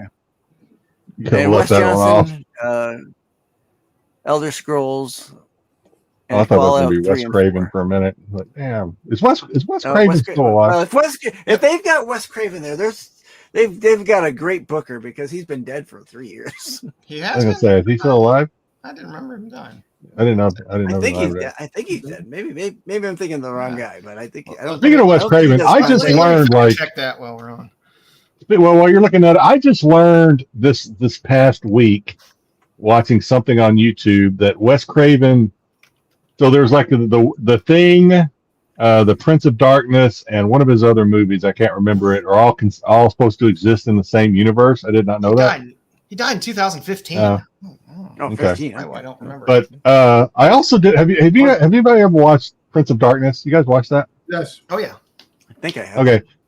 Who are they trying to bring back in Prince of Darkness? Oh, God, I can't remember. I haven't watched that movie in fucking ages. I always thought it was like the Antichrist. The entire time I've seen that movie 100 times, probably not 100 times. But I've seen it a lot since childhood. Bring up. I always thought they were trying to resurrect the Antichrist, but I watched something this week and they were like they were like it was Dracula. They were trying to bring back Dracula. It was a vampire movie, and I'm like, what? No, the movie Dracula. Really? Yeah, the girl, the priest is the Pope going after Dracula. I thought it was the Antichrist for like No. 40 years. Yeah, I thought it was the Pope is going after Dracula, and it's the girl. They show in the video, the clip. The girl goes, she goes, "I'll let you do anything you want to me," and they're showing the girl, freaking vampire. And Prince of Darkness? Wes Craven? No, Dracula, new movie that's coming out now. Oh no, I'm talking about Prince of Darkness. Prince of Darkness, the original. Yeah, okay. No, the Wes Craven from the like 80s. Yeah. Anyway. Yeah. So Yum. Here is our wonderful thumbnail that was deemed too spicy Yeah, see, I thought so. for the YouTubes. For YouTube. But it's Ridiculous. not too spicy for the deck for the spotlight. It was that faster monster girl, Kill, that got us kicked off of You YouTube. think? I wasn't sure whether it was that or whether they thought it was the penthouse. I didn't look at it. Maybe it was Penthouse, unless Penthouse is like a flag word or something, but it's an image, so I don't know. But anyway, if you look at the right cheek of that skull hiding her crotch, if you look at it, you could imagine that there's a butthole there, I guess, maybe. You think? If you look at it close enough. That's the only thing I can think of. Because the other stuff, unless it is... I see what you're saying. By the way, Terry, I think Lord of Illusions is the movie you're thinking about, the Bacula movie. Because I don't see anything else. I don't see anything else that would... Yeah, I even picked a center image that I was like, well, they can't have any problem with that. And I figured I would just bury 2 mildly spicy ones behind it. But you know what? It might be Jedi might be onto something. It might be just the word penthouse. Yeah, it could be. But it's an image, though. I don't know. I guess Yeah, they but can. it's a word. They can. Their they AI can- scans they can- for different Yeah. words. And, Yeah, you know. I forget that AI reads now. All right. So, well, if it was the word, fuck you, YouTube, because here's a beautiful set of Yum Penthouse covers. The 2004 run of Penthouse Comics. These are now, I forget whether he signs any of them Yum on there anywhere, but this goes by his Christian name, is Filippo CURZI. So it doesn't say Yum necessarily anywhere on those, but they are Yum covers. They're becoming harder and harder to come by. I guess they never came out with the second volume of Penthouse. They were supposed to reboot with the number 1 and come through, and he was supposed to have a badass cover, and they had it in the previews of Penthouse 2 for the 2025 run. But He is like Mr. Kickstarter right now. I mean, it's like every Kickstarter. In fact, it's got so much to where I had to stop backing. Used to I would back just about anything that had a Yum cover, and I had to stop, man, because between him and Gervakis, I was like, you guys are doing way too many Kickstarters now. I don't know what happened. Can't afford I it. don't know what happened, Tyson. It just seemed they had previews out for 1 and 2, and then it just kind of disappeared. And then they started doing heavy metal, and I just kind of forgot about it. But yeah, I was kind of disappointed that they didn't get that, because the Yum cover on that 2025 run was a really, really gorgeous cover. And look at that! Look, I got toes in the first one, I got toes in the second one, I got toes in the third one. He likes feet. I was watching some stream. I think it might have been Goblin Collectibles, who does a lot of work with Gervakis, and he was like, "Yo, Gervakis really likes drawing feet," and I was like, "Okay, that's cool." But I think I don't know. I think Yum might like drawing them more. Because which flops did you get, James? Which flops? I did get my Geek Girl in the mail earlier this week, and I got my posters as well, which was nice. They came separately from flops. But if it's the direct flops one, I will be very happy, because that's always a good day when you get something direct from flops. So some of his earlier stuff as well. He had Babes and Gods and Dinosaurs, which was one of his earlier covers. Had a couple naughty covers where you did not have a nice option. So on Control Plus Z, there wasn't a nice version. There was just the naughty. I'm trying to remember what the one with the Kickstarter logo over it was. You got another one on there. I believe that's on I Summoned Demon. She's kind of my type. We have Isn't that the ghost one? Which one? On the left here? I believe that's I Summoned Demon. The last one. Type. Yeah. It very well could have been. The 2 Zenoscope covers. So the one in the middle is the lingerie version of what we saw in the Now and Later. Again, this is his first work for Zenoscope, but he's going to have a cover on Grim Fairy Tales as well. So he might be getting some Zenoscope work. It was Geek Girl. There you go. I got it floating around here somewhere. There you go. There we go, Jeff. Posters were very nice too for flops. Let's see. We got he actually did some open order stuff for this Valiant Beyond stuff. So he did the art cover for Our New Harbinger, Bloodshot, and Exo Man of War. There's Virgin covers of these as well. So if you're looking for some mainstream Yum stuff, there's definitely an avenue there for you. Yeah, some good stuff. There's the Valiant books are pretty good. Yeah, they're fun. They're fun. It's nice to see those characters rebooted. Mendoza has the I Beat Things With My Face Kickstarter that's being funded now still, I believe. He has a cover on that. Great cover on Astro Witch. That's one of my favorite Yum covers. I love the Bobby Joe cover. I am a sucker for actually all of the Bobby Joe covers I am a fan of. Yeah. What a fantastic book. Yeah. Great cover. Bobby Joe 5 is supposed to start shipping soon. Yeah, I love his Brides of Dracula cover is one of my favorite Yum covers as well. There's a lot of smushing going on there, which is nice. Good cover. Did cover for Cheeky Comics on the annual. Cheeky Comics has some good stuff out there, and Yum doesn't do a ton of the Cheeky Comics stuff. Most of his stuff is Bad Bug and Ethereal, I believe. Nice little bikini shot on the Danger Jane. I like that Brides of Dracula. Yeah, it's a good one. That's a good cover. Yeah, a lot of large-breasted women smashed together. That's always a good thing. Dead End Moon, which frequently has Arminicopian covers on it, which I love. But there was a Yum cover in there as well.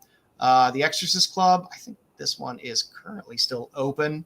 I'll Never Knock a Girl's Tits Kind of Falling Out on a Motorcycle. Faster Monster Girl Kill. Great. Unfortunately, it's sort of magazine size, not true magazine size. It's somewhere in between magazine and comic size. So it was a bigger book that came out, which is a little bit difficult in terms of storage, but definitely one of his best covers. Of course, he's going to be banging out work for Fangers. The Fangers 1 was gorgeous. Fangers 3 cover was gorgeous. I don't think he had a Fingers 4. I don't think he had a 4 though. I didn't see a 4 in there. Final Girl 2 was actually the cover on the far right was my real introduction to Yum. I had funded it and I was confused because I started seeing all these artists with the one name, Zork and Yum and this and normally I would just try to kind of in the Kickstarters I would kind of stay away from some of those artists. I was like, I really like this cover, and I have both versions of that cover. They are very good. That was my first introduction to Yum's work in my collection. I Summoned Demon. She's kind of my type. Great cover. I'm not going to knock that cover at all. That's the kind of stuff we like. Same with Junk World. Junk World has great Lucas Strati covers as well. But you get a very nice Yum there as well. As mentioned earlier, Lady of the Black Fan had better covers on issue 1 than 2. And this was one of the Yum covers out of number 1. Bombshell and Atomica, which is some great filth. It's a great filthy. I just like how he just says that. It is. It's a great filthy. It's a great filthy comic.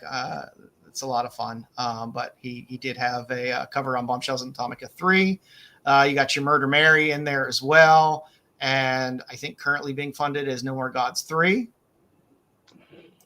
It may have closed, but yeah, it's recent. Anyway, Roseblood Manor, which it's been a good ongoing series with some really good covers. It's a fun Yum cover there. I can't remember what the hell was in the middle there. That's why I hate Virgin covers. I can't remember that, and I'm too lazy to put titles over every single one of these goddamn books when I do these because it's too much. Of course, I had to put in for Jedi the wonderful Vanya cover, which is our ceiling, our it is the bar, yeah, for what we consider true smut with a story. Some of the other stuff he's done, I love his Monster Girl Beach Party covers. I think they're a lot of fun. Those are oversized too, by the way. I have one of his. It wasn't it, and well, you may have it coming up, but I have one of his, and it is definitely a magazine size because I don't know what to do with it. It's just floating around here because I don't have anything to put it in. I got mine I just put it in a magazine bag that it doesn't fit perfectly, but it fits good enough, and having it with my magazines. Some of the other stuff he's done, a lot of the stuff for Ethereal. So fun cover on Vicious Vixens. He did Forever Girl Blue 2. And I had this on my Tops and Tails a few weeks back. I do love the Where They Dwell 4. That's just a nice cover. I like them a little thick. Kaiju Cuties. I do those every week. That's not what you're talking about. Good Kaiju Cuties, good cover, and the other versions of that cover are even better. Within was good creepy cover. It's fun to have a little palette cleanser in there as well. This Time Spells cover was also really nice. That's the one that pisses me off. I wanted to back the Time Spells because that's a great cover. I like it, but it's the one that didn't offer the combo, and I'm like, just out of sheer freaking spite or no, I understand. I was like, I'm not gonna pay. I'm not gonna buy those a la carte when just about every other Kickstarter will offer a combo and save you like $5 or $6, $7. What bothers me make more me buy a la carte. I'm like, nope. Is that foot like wacky on her Time Spells? Look at her foot. No, it's good. It's just decent. blue. It's okay. It's a little yeah. It's fucking me out. I'm looking at it. I thought that there's like something there. It looks like a long toe, but it's not. I don't know. It just looks weird. Yeah, she's just wiggling. Yeah, she's flexing. She's flexing her toes out a little bit. Good cover on Morgana. A lot of fun. If you like the furry, if it hops, if you're into that anthropomorphic animal sexy stuff, there's something for you. I had to look that word up. I had no idea what that meant. I have a degree. I have a degree in anthropology. You're Necrogeist now. Necrogeist, had a nice cover on that as well. God, that freaking Theater 7 is taking forever to fill. Some of these, like the ethereal ones, most of his stuff I end up getting through Bad Bug. I can't even remember if I backed this or not because it's been so freaking long. I want to say I probably did, but it's been so freaking long ago. Yeah, there's so many out there that I'm still waiting on some Archie facsimile books that I think are going on 2 years now. I'm still waiting on some Dean Yeagle stuff, which has been at least about a year. It's crazy. Yeah, the Fallen Leaves is nice as well. Crimson Sails, I think, are two of his best covers. I love the Crimson Sails covers. They are good pirate covers. Yeah, they're proper. You got everything you want there. Yep. Got a little bondage on one cover. You got nice feet and ass on another. It's good stuff. It's good stuff. It's what you're looking for. House of Laughs. He had a cover on there. He had a cover on Dust Bunnies as well, which is I know I backed that one. I backed that one. Because that was pretty close to a Leia as you're going to get from Yum probably. Yeah. I think they're supposed to be shipped out in April. I think. I can't remember what the one on the far right is, but it was a 3D cover that was the only option for that cover, which was a fun little Yum 3D cover. I like it. Yeah. I had to have frog legs. I'm pretty sure I backed this one too. I'm not sure. This is another one that seems like it's been a while waiting to get fulfilled. Cretaceous Biohazards, also fun cover. I like dinosaur covers. Yeah, but the frog legs one. The frog legs one is a winner for me. Underland 3 and Kill Cam. If you like your mermaids, got a little Kill Cam action. Ashes to Iron. If you like your ogre type girls, ogre feet, yeah. For all your ogre fetishes, Ashes to Iron is there. There Be Shadows, another beautiful cover is. And that is what we have for our Yum. That is Yum art there. That was some art that he did. It's not on a book, but that was Catwoman pushing against the glass, looking at that diamond, and I just couldn't resist throwing that picture in there because that's fun. I like it. Yeah. So that is what we got today, kids, for our little artist spotlight on Yum. Good one. I like it. I was excited for this one. Little feel for the world of Kickstarter and what's out there for some of these artists that, again, like I said, he's doing stuff for that Beyond Valiant title now too. You get these people, they do crossover. They are talented artists. So go out and go get you some Yum. Be the next Yum. You never know. Jedi, you got some we got some collectibles this week. We do. Let's run it. Let's do it. Coming soon, collectibles. Dom might have helped a tiny bit. I ain't do shit. So Styx helped more than a tiny bit. Dom would have, but he just technology is just Yeah. too rapid a pace for Dom to keep up. All I know is give me it on my phone. I'll do it quick on the phone. Once he figured out how to get the pictures off his phone, we'll see what Dom. But so we're going to start off with some stuff, and then we're going to get into Styx's experience at the Toy Fair 2026. But before that, let's go through this. We have Return of the Living Dead. We have 2 Funko Pops. We have the Zombie Suicide and Zombie Trash, who I'd rather have the before Zombie Trash, to be honest with you. Hey, Jedi, I think the Zombie Suicide, we can't say that on YouTube. Can't say. Oh, you just did. So We said it. You can't say suicide. Oh, okay. Well, I can't keep track of what we can and cannot say on here. So well, people just anyway. We're gonna blame Funko. yeah. Funko did it. They put it on their pop. Yeah. There you go. So we have that one, and then we have trash. These are pre-order alerts. So this is actually these have been on pre-order because I'm only doing this once a month now. So these went on pre-order earlier this month. So get these. I'm sure they're not out of stock, but you can find these on Entertainment Earth.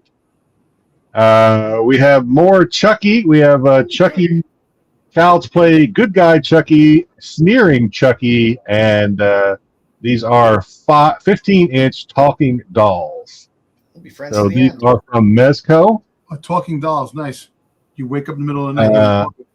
Guess what? These are sold out. The pre-orders on these got sold out. So good luck. Horror fans don't fool around. Yeah, there may be some restocking going on at some point, but as of the time of putting this slide together, which again, this was earlier this month, probably about 2 weeks ago, these were sold out. Pre-sold out. Yep. I think I took pictures of All right. Moving on with more It's funny because Chucky. I took pictures of all this stuff. Yeah. it's funny that I wanted to say it's funny that they sold out because you know how many times they come up with Chucky dolls every year. These people just keep buying it and buying it. People keep buying them. Yeah, like Joe said, they don't play. More Chucky. We got Child's Play Seed of Chucky. We have Glenn. This is also a 15-inch mega scale talking doll. And we have the Bride of Chucky, Tiffany, 15-inch. This is a rerun, apparently, whatever that means. It's a reissue, I guess. Reissued. This is also a 15-inch mega scale. Pre-sold out as well. Even Glenn? So, Even Glenn. Even Glenn. A lot of Chucky fans. Yeah.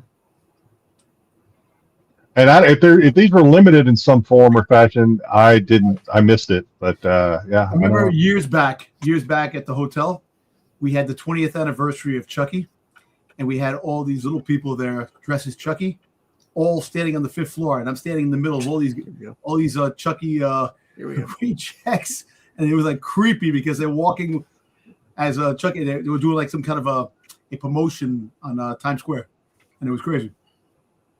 Back then, people love it. Hey, people love Chucky.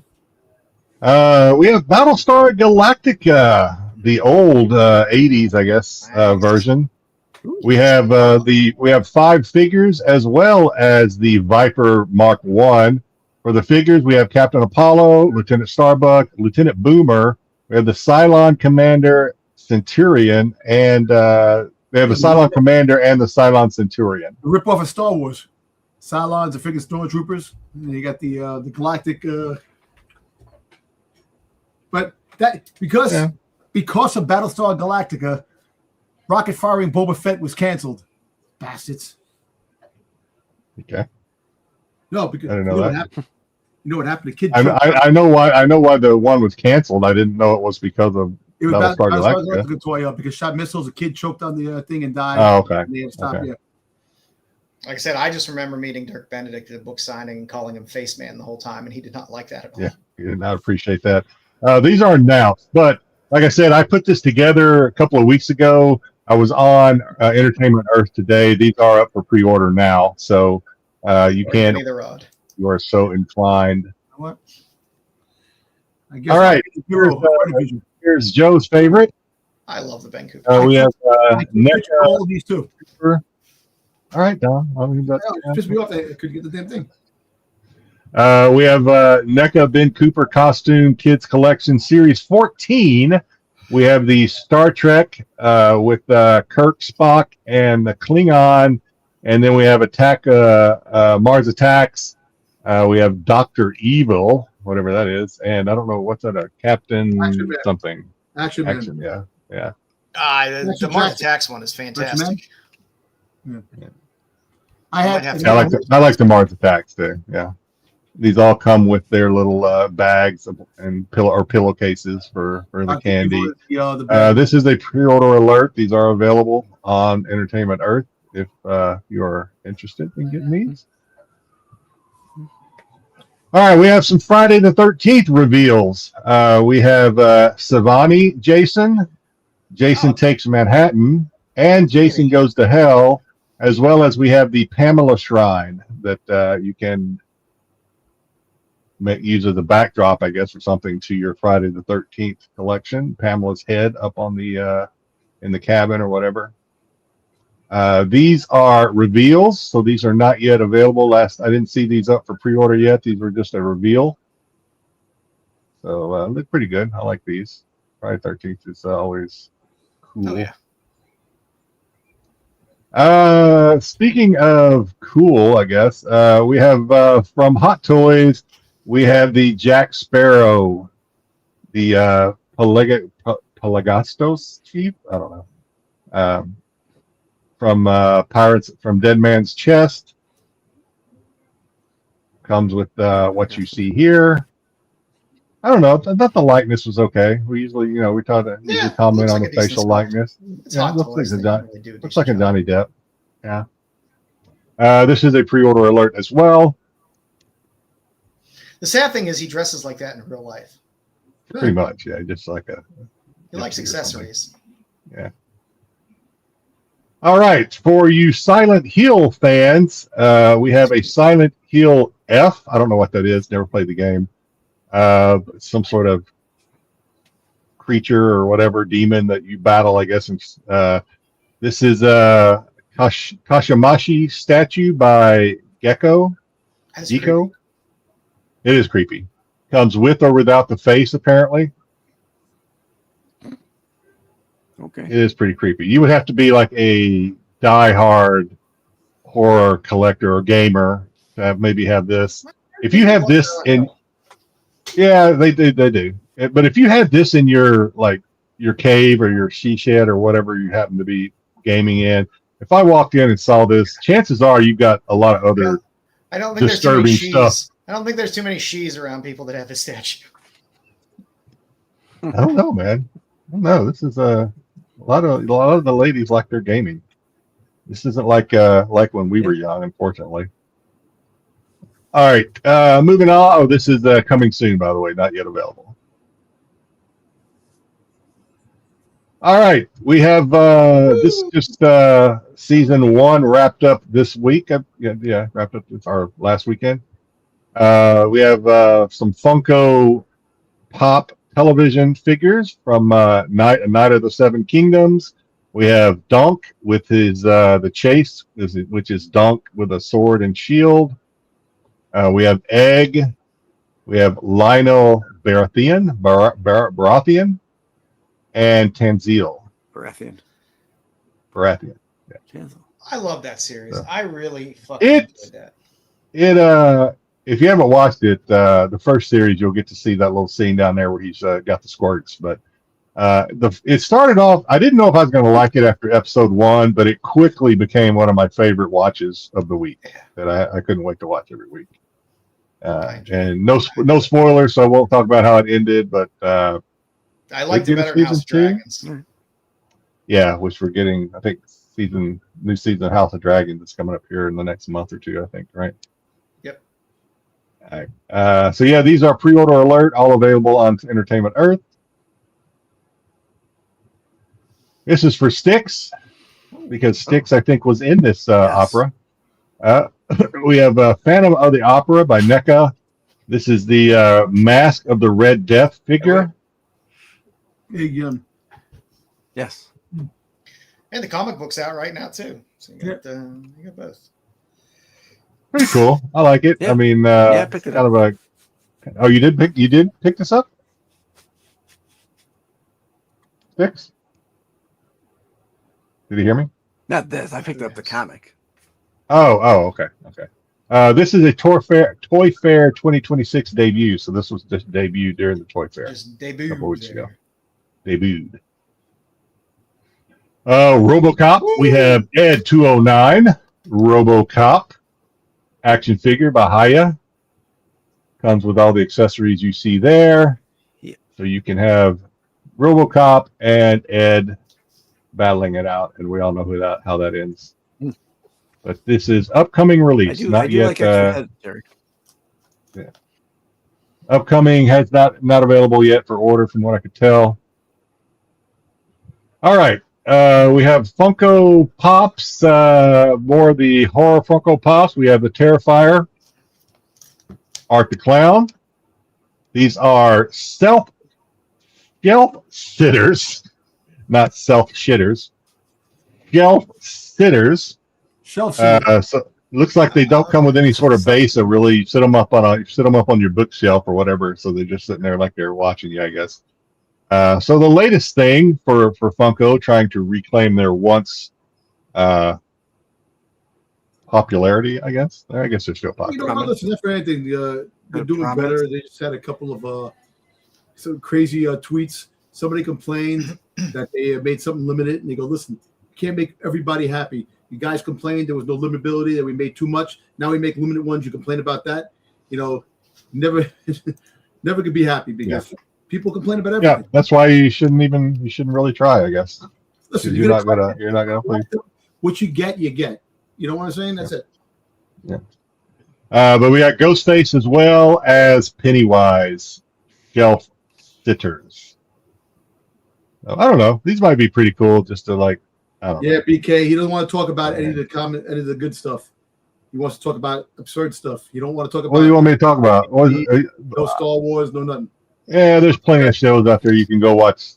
We're not allowed to talk about Star Wars. You got a Sunday show to sleep to watch. We got a Sunday show you can Why don't we talk about caffeine on a better show than the Star Wars show? I don't know. And again, there's plenty of stuff out there if you want to watch Marvel or DC. That stuff just doesn't go for me. But again, if you're interested in that, Dom, learn computers. Yeah. All right, moving on. Let's see. These I didn't put it in there, but these are pre-orders. I forgot to put it in there. We have Predator 2, the poster series pre-order. That's actually pretty cool. I like that. I like this goddamn movie. I don't understand people that don't enjoy Predator 2. It's probably my second favorite out of all of them. Gary Busey. Yeah, I mean, I would for a while I said this and Prey were my number 2 after the original, but I don't know. After I watched Prey for the second time a couple of months ago, and I don't know. I think number 2 is maybe my second best favorite one. It was good. But yeah, this is pretty cool. What's the guy's name? The talk show host. Who, Gary Busey? I've got Gary Busey. No, It's got Danny Glover. Danny Glover. Paxton. The talk show host. There. I know you're talking about. He was always smoking. The guy was always smoking. Can't think of his name. I can't think of it either. I think I know who you're talking about though. Downey Jr. No. Martin Downey Uh, Jr. Yeah. Yep. I love Yes, Martin. Martin. Has it got Martin Downey Jr.? I thought who I was thinking of then. Okay, Yeah. never mind. Yeah, Martin Downey Jr. I used to watch him on WGN all the time. He was Oh, on wrestling. WGN? Yeah. I He was used to on- watch him on the Secaucus, what was it, WWOR or whatever, Secaucus. He was a guest on maybe WWE. it was that one, WOR. Yeah. He was a guest on WWE, and Roddy Piper freaking used the fire extinguisher to get out the seat. He did like cigarette smoking. Yep. That's funny. Yep. Yep. But this is up for pre-order. We have some Masters of the Universe. So here we go. This is kind of this is- mainstream. This is movie. I This had is that. movie I posted a video on this. Yeah. Yeah, I almost used one of the movie trailer gifs, but I was like, no, I'm going to use the original gift. You could actually use the video that I did. I posted a video, and I just went around playing the Master Universe theme. Oh man. Yeah. I put this. I don't know when I put this together yesterday. I put this. I think I added this yesterday. But we have He-Man, Tila, and Beast-Man. You can see their figures in package here, as well as the back of the package. I think this movie's gonna be pretty good. It looks like fun. I'm gonna see it. I like the original, Frank Langella and freaking Duff Lundgren. I don't give a shit, man. I don't care what anybody says. I love Frank Langella. He's fantastic. I saw This that is in the a theater. Yeah, that was great. not, from what I could tell, not yet ready, not yet a pre-order, but this is the official packaging images that were released, probably during Toys. Well, they got these are the regular ones. These are more for Yeah. the kids. They got the Chronicles are the ones for the adults. The Master Universe Chronicles. The We also have Masters of the Universe Chronicles Air Glow. that just dropped. Yeah, this is I haven't seen it up for pre-order yet, but this is the official packaging images that were on Toys Ark. These are all by Mattel. Obviously, they have the I licensing. can't wait to make for a these. Hordak like this. Make a Hordak, give it to me. I'll take that shit big time. And we have some more Ghostface. We have Ghostface Returns by NECA. Hey, did you see the preview to Scary Movie 6? I did. Yeah, I just saw it. I saw it. I think you sent it to me. Actually, That shit was funny. Oh my God, Yeah. she got stabbed. It looks pretty good. I'm not a girl. My pronouns in it. Get out of here. I've never been able to get into those movies for some No, reason. actually, this one looks funny. I like them. I can usually watch them. A couple of them. Oddly enough, I think the one with Charlie Sheen might be my favorite one. Actually, it just has some funny moments to it. A Hot Shots. This is an early look. Yeah, no, the one where he did the parody of Signs. Oh, Yeah. yeah. But yeah, so this is an early look, not yet available from what I could tell. And then this might be the last one before we get into Styx and stuff. Mezco did a Ghostface bloody version, 15-inch doll, as well as NECA did a 6-inch Terrifier 3 Toonie Terrors Santa suit Art the Clown bloody version. These are all up for pre-order. If you want to go check them out. Did you get that cover? The monsters cover by Mark Spears with the Terrifier on the cover. Yeah, I saw that. They look pretty good. Looks pretty good. Yeah. And here we go. Now we're Styx. Are you ready? I'm ready. Styx. We had to get call Styx's attention back. Okay. So here we go. Styx. These are your picks. You want to feel free to talk me through these and let me know when you're ready to go to the next slide. Joe's yours. All right. So these were some upcoming Godzilla figures that they had coming. Which booth were we at? There, we went in with your brother. This was the I can't remember what it had. And by the way, Monarch just dropped, so the new season of Monarch started as well. Oh, I didn't know it dropped yet. dropped Yeah, I got today, something to right? watch this weekend. drops tonight, right? I know it dropped already. I watched the first episode. Oh, okay. I tried to watch it earlier and it wasn't on yet, so I didn't know what time it dropped. Yeah, Monarch. That's gonna be good. I want to see it. So these, I think this wasn't Super 7, but it was I think it was Monster Arts. Yeah, Monster Arts. That's where we were at. Monster Arts. So they had a couple dioramas up of some of the figures they had. This is by Bandai, right? Isn't this Bandai? Bandai, yeah, with Monster Arts, and they had a couple other programs in there. The Godzilla one there, that was from another booth. It's a plug-in, and it kind of rocks back and forth, and Godzilla shoots the flame every time it rocks forward. It was pretty cool. It was kind of cool. Let me see Godzilla. Next, let me know when you're ready. All right. Yep. Oh, before we go, I want you to appreciate the gift that I put up there. That is a stick man, like stick man. Get it? I want some appreciation for my effort here, Styx. We get. Okay. I got it. I like it. It's good. Very good. Okay. Thumbs up. Okay. Very good. Next, we have this slide. Okay. So this was boy. Hungry Pac-Man. This booth had like it was all those like those games like you get it like I don't want to say Five Below, but it mostly like Five Below.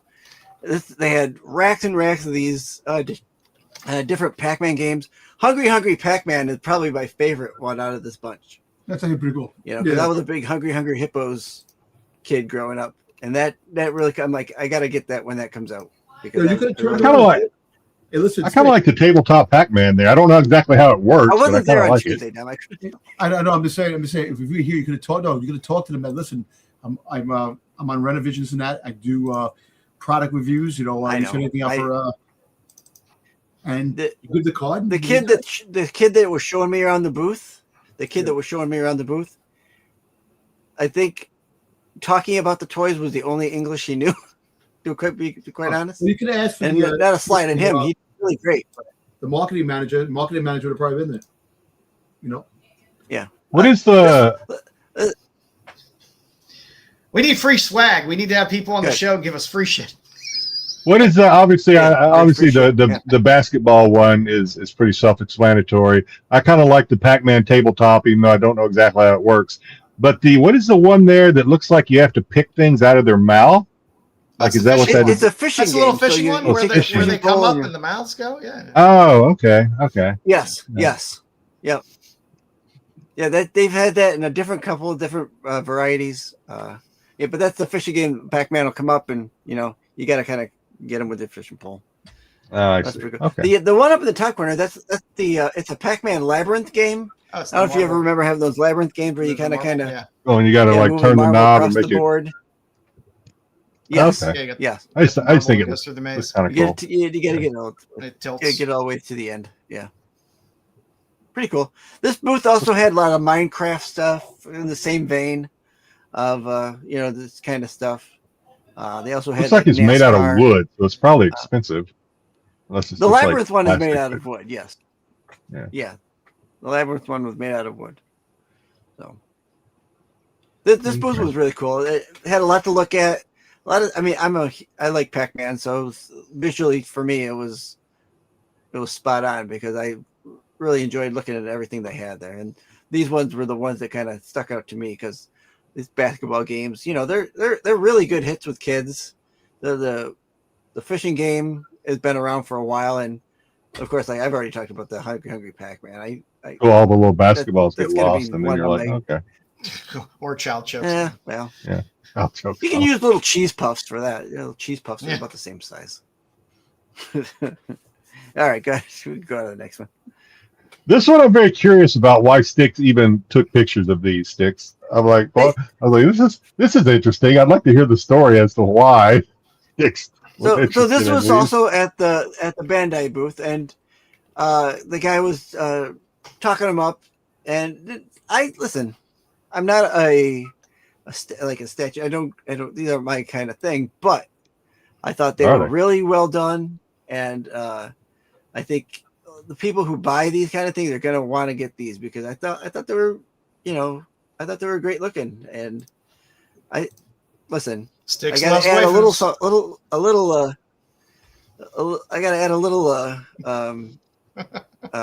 TNA, a little sex out of the slides. Any price points on any of this stuff? Something for all the waifu lovers out there. Any price points on any of these? I don't remember price points. No, I don't even know if a lot of them said. They just tell you what the project is. Sometimes they have a little slide, but these ones didn't. I would say these probably run about Like the small, the one all the way to the left, probably around $100. The other I was one's going to say probably about 100. I can't really tell 130 how or big so. they are, but I was going to say probably about $100. Yeah, So I guess 80 to 100. I the guess. one on the I bought the one on the I bought one of left the is the smallest. I bought one of those Japanese snack packs where it's like you get an assortment of Japanese snacks and stuff like that, and it had a bunch of other stuff in it as well. It was for my son because he likes to get stuff from overseas and all the weird shit. And it came with a waifu statue in it. It came with a waifu statue in it, and I was like, I don't know what to do with this. So now I have a box of waifu statue. So might see that on the eBay soon. Can't give it to my kid. Yeah. Or maybe you can. I don't know. I don't know how you can. Yeah. Maybe just All give them right. something to stare at all night. You got it. We'll go to the next one. I don't know. Ooh. These are nice.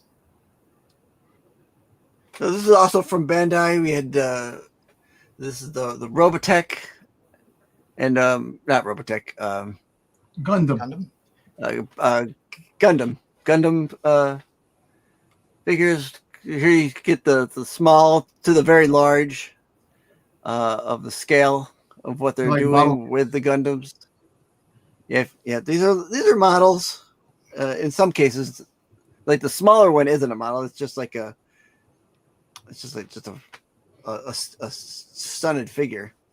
So the Gundams and the Robotech were the ones I really kind of liked because I like, you can get into the robots. Dom really liked the Gundam. I think his brother did too. Yeah. So, and then up next is some of the statues they got coming in the anime. Demon Hunter and what else you got there? You got a lot of other ones that I don't know much about anime. I'll be the first to tell you, but these statues are all great looking. I mean, there's nothing I would say if you're into whatever series these may be, you're gonna I don't know. get these. I think you're holding back on us, Styx, because the best pictures so far were the close-up pictures of the waifu statues that you took. The ones at the bottom look like, I don't know, is it Demon Slayer or something? Those at the bottom. Are those little, like, my oldest son collects these a little bit. They're like they come in the package, so it's like a mystery pack. It's like a little keychain with a little like figure on it or something. Oh, the mystery bags, those Yeah. those ones are. Yeah, what do you got down there? You got Demon Slayer. You got they're all one Demon Slayer. I think they're Demon most Hunter. of them are Demon Slayer. Yeah. Yeah. So. Okay. Of course, Styx is gonna get a mummy in there. Yep, that was from the Super 7 booth. That was from Super 7. It's on the G.I. Joe card back, which I really like, even though so it's different. Something I'll probably definitely end up grabbing. Next there you get the Bandai Dragon Ball Z. Yeah.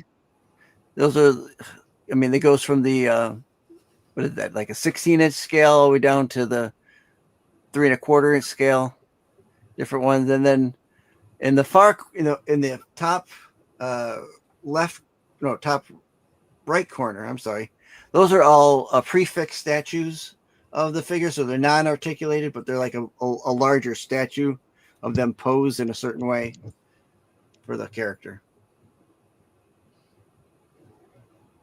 And then it's kind of like these ones in the I call it like the Marvel Legends style boxing for these Dragon Ball Z's, with the window. I remember for a couple years there we didn't get the window on our figures. Windows are important.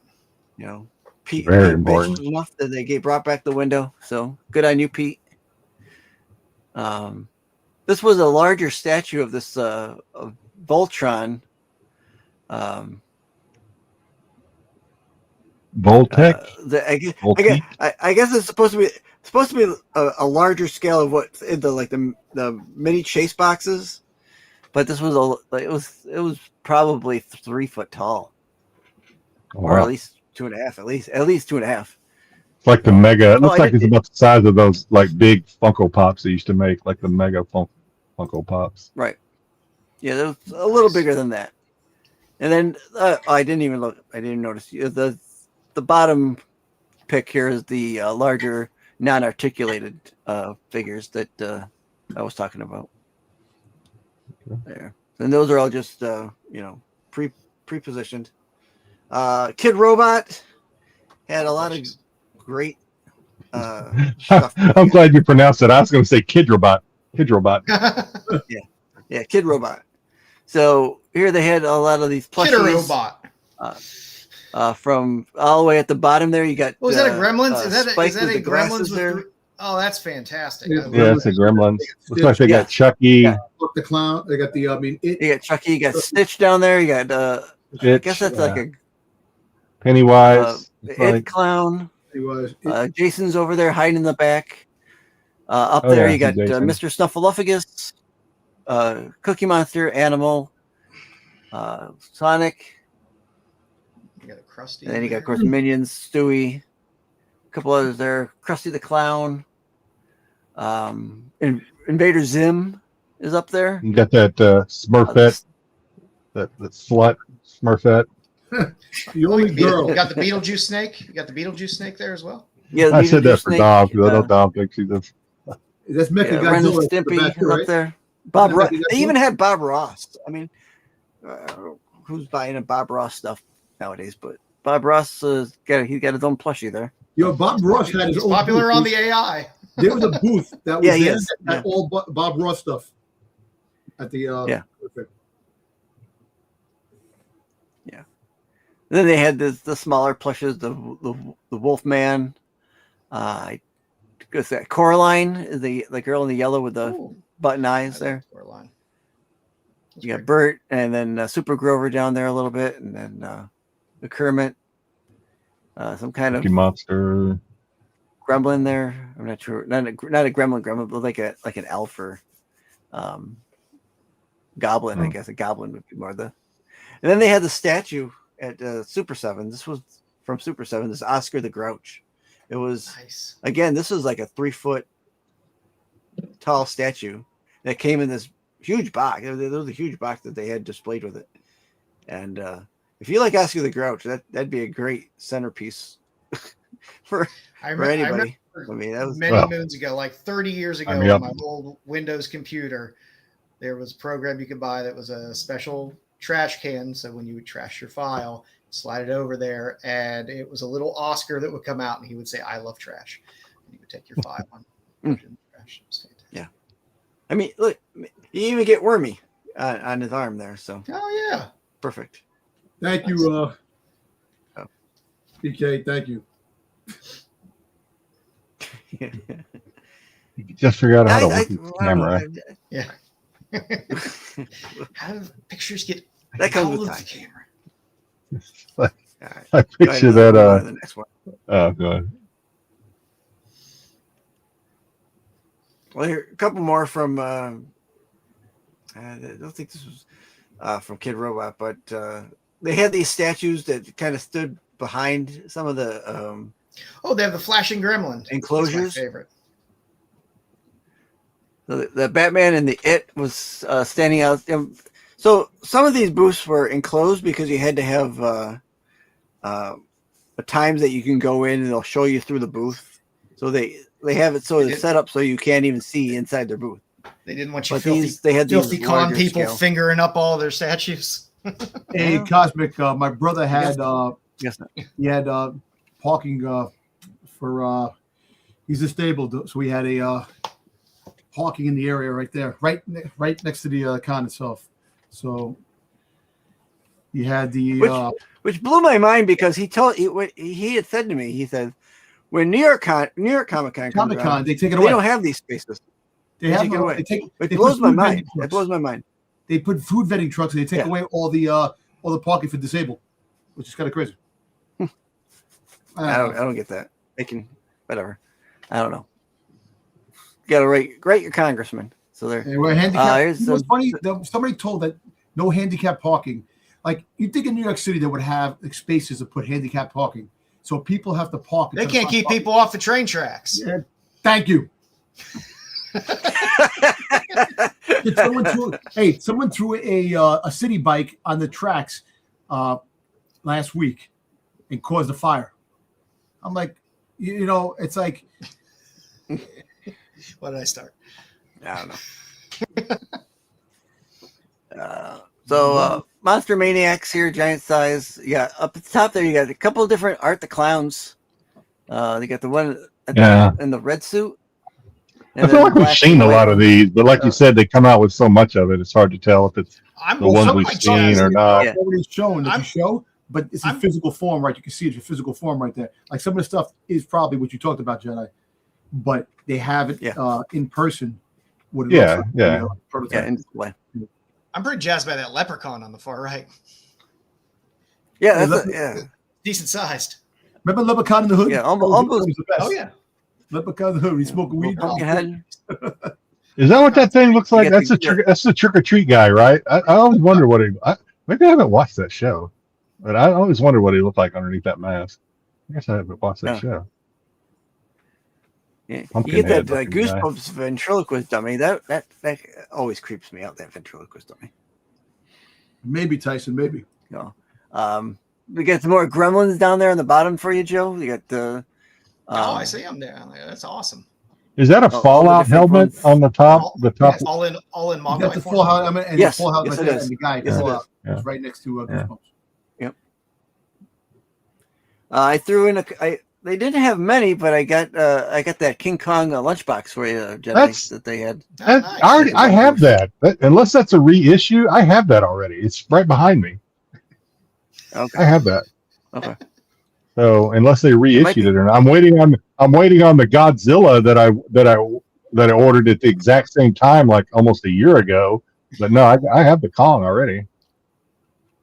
Oh, God, wouldn't it be crazy? Wouldn't it be crazy if I accidentally got something like a year ago that was in there and I've been sitting on it all this time and I could have sold it for a grip? Wouldn't that be freaking my luck? That's the way it works normally. Yeah. Yeah. All right. What else? This was outside of Kid Robot as well.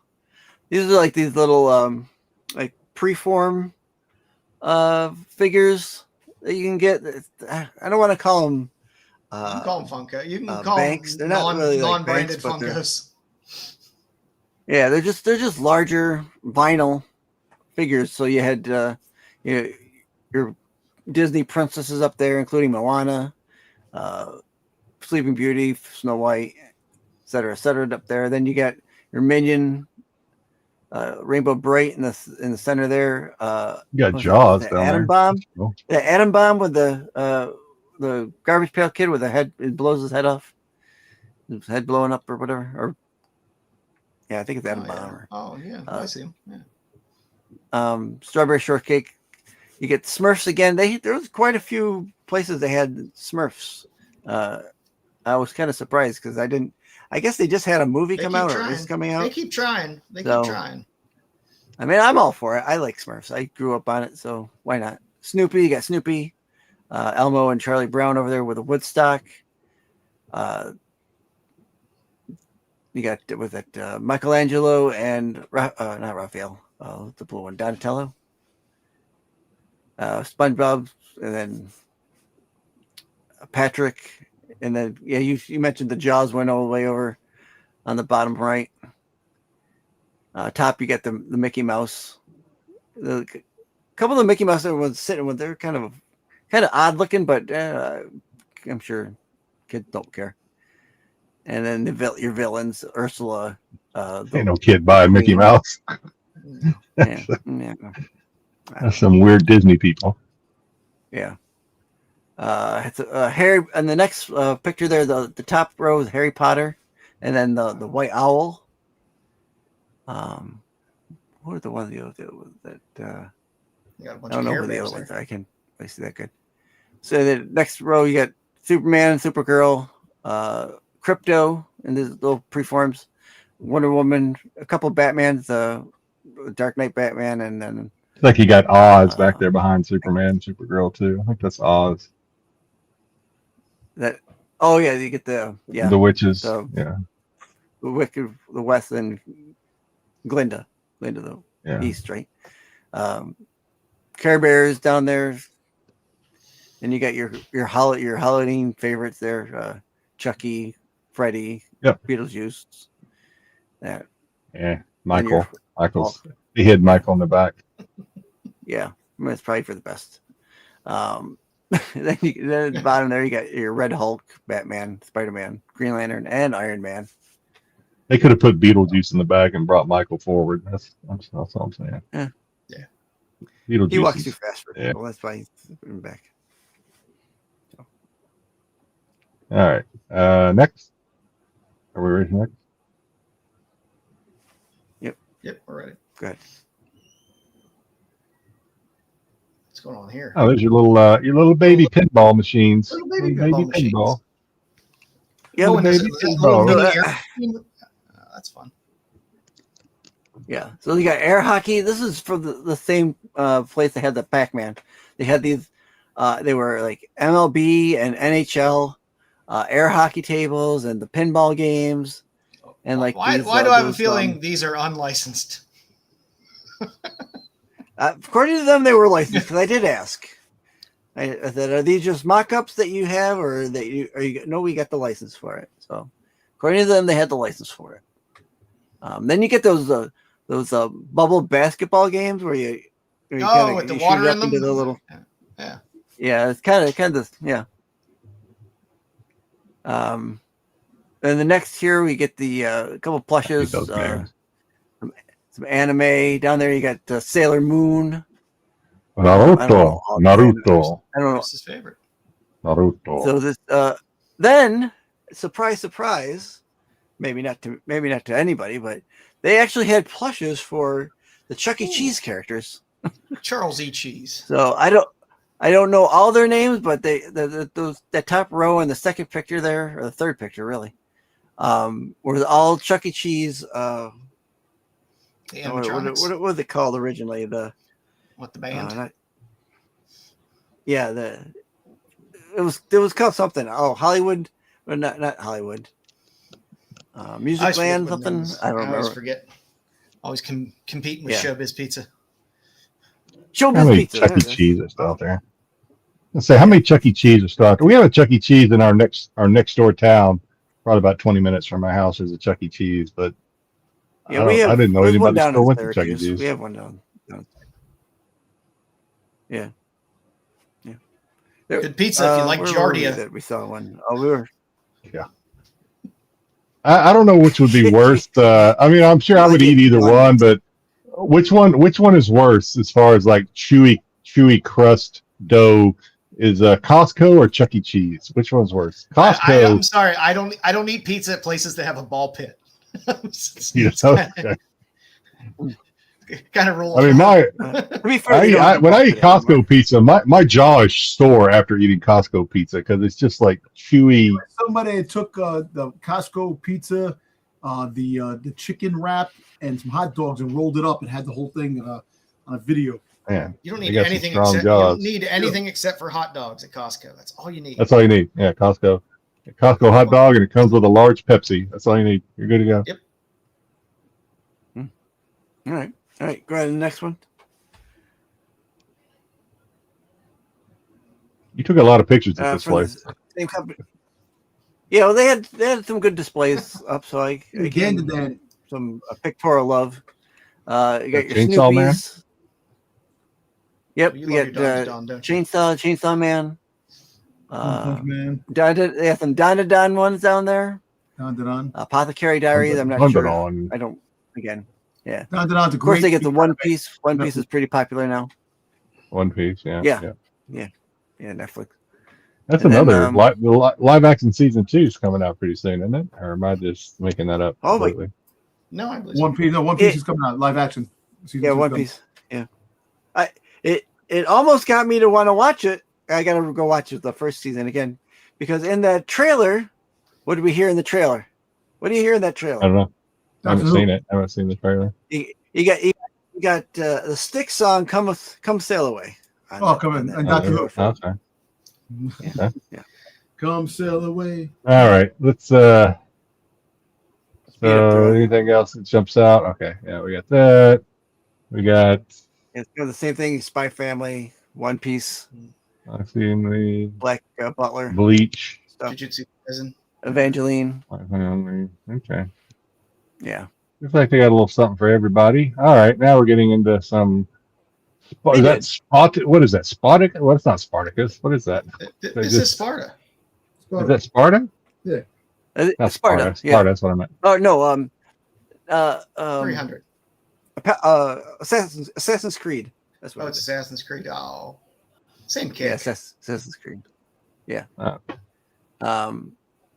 Then the what's that? The Elder Scrolls? Is that or Witcher? I thought that was like Witcher. House of Dragons or one of the Tarkanian or I think it's Witcher. Feels Targaryens. like a cosmic. Yeah. Oh, it's House of Dragons. Oh no, it's Assassin's Creed. Yeah. And then these were you got an Assassin's Creed, you got some samurai, and then the Assassin's Creed gauntlet that has the single blade that comes out of his arm. What do we got next, Jet? Got a lot of little wall art Little there. signs. Yeah. This was the what do you call it?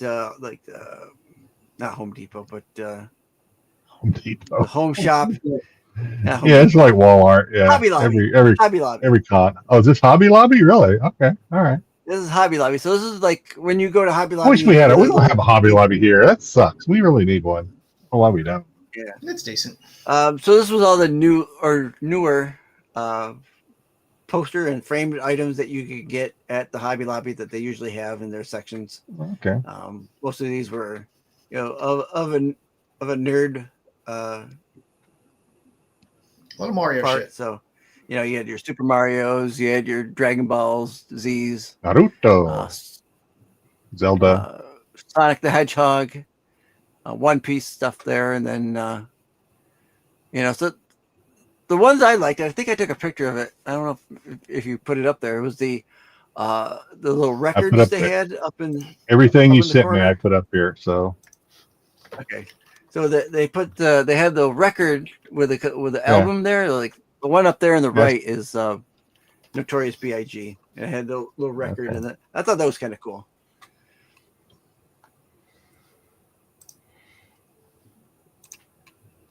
Here's the front of this is the front of the Hasbro booth, which I didn't go in, but Dom did go into. I didn't get into the after party. The after party at night, which really stunk. I didn't get a chance to see the figures that are going to be released. You didn't miss out. Ain't no party. Ain't no party like a Hasbro party. That's what they say, right?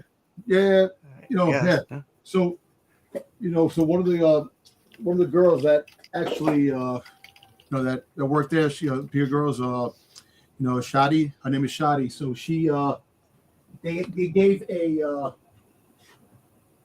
bag, like with toys. Like my brother got one, and the people who attended. So she gave one to my brother to give to me because I couldn't get in there, and I had a couple of figures that were given to me. Oh, cool. That's Star Trek. No, well, the freaking Valentine's Day Ewok. Oh, Jedi's favorite. mm-hmm. There you go. And cool. Lifeline for the made of candy. Oh, that's the idea. Lifeline. Yeah, Wind Charger from Transformers, and I Love You 3000. Pink Iron Man. Oh, Iron Man. Yeah. So I got this. That's cool. Little gift they thought about you. Yeah. She felt bad that because they had like a limited amount of people they could bring in there, and so I wound up staying at the Royal Subject after party and hanging out there, and she gave the bag to my brother. Said, "Listen, give this to your brother." Nice, good on them for being. It's really cool. They hooked me up in San Diego too when they had the breakfast in San Diego. When I went to San Diego, I was able to get into the breakfast, and they must like you then. They must like you. So maybe they do. I don't know. These were a couple statues they had in and around for the Pokemon Jazzwares booth. They had this Dengar statue, the Gundam. Gundam. Gundam. The figure by the Bandai booth, and then Super 7 had this giant mummy. Styx took the home. What? Styx took the money. He said you took it home. He took it home. If they would have offered it to me, I would have taken it home. But I know you would have. That car is made fully of Legos. yep, this was one of the things you see when you first walk in. They got this entire not IndyCar, but F1 racer made out of completely out of Legos. The kitchen. They had these kids KitchenAid booth, and they had this giant KitchenAid thing to make your pancakes in. Kind of neat. Happy birthday, Couple of Pikachu. banners that they had hanging up here. Pikachu. Yep. 30 years of Pokemon. So there you go. And then 40 years. I think I could have sworn it was longer of Ty. the Beanie Babies. Yeah, the Beanie Baby stuff. Here's some more Legos. Darth Vader and the Sith Trooper, all made out of Legos.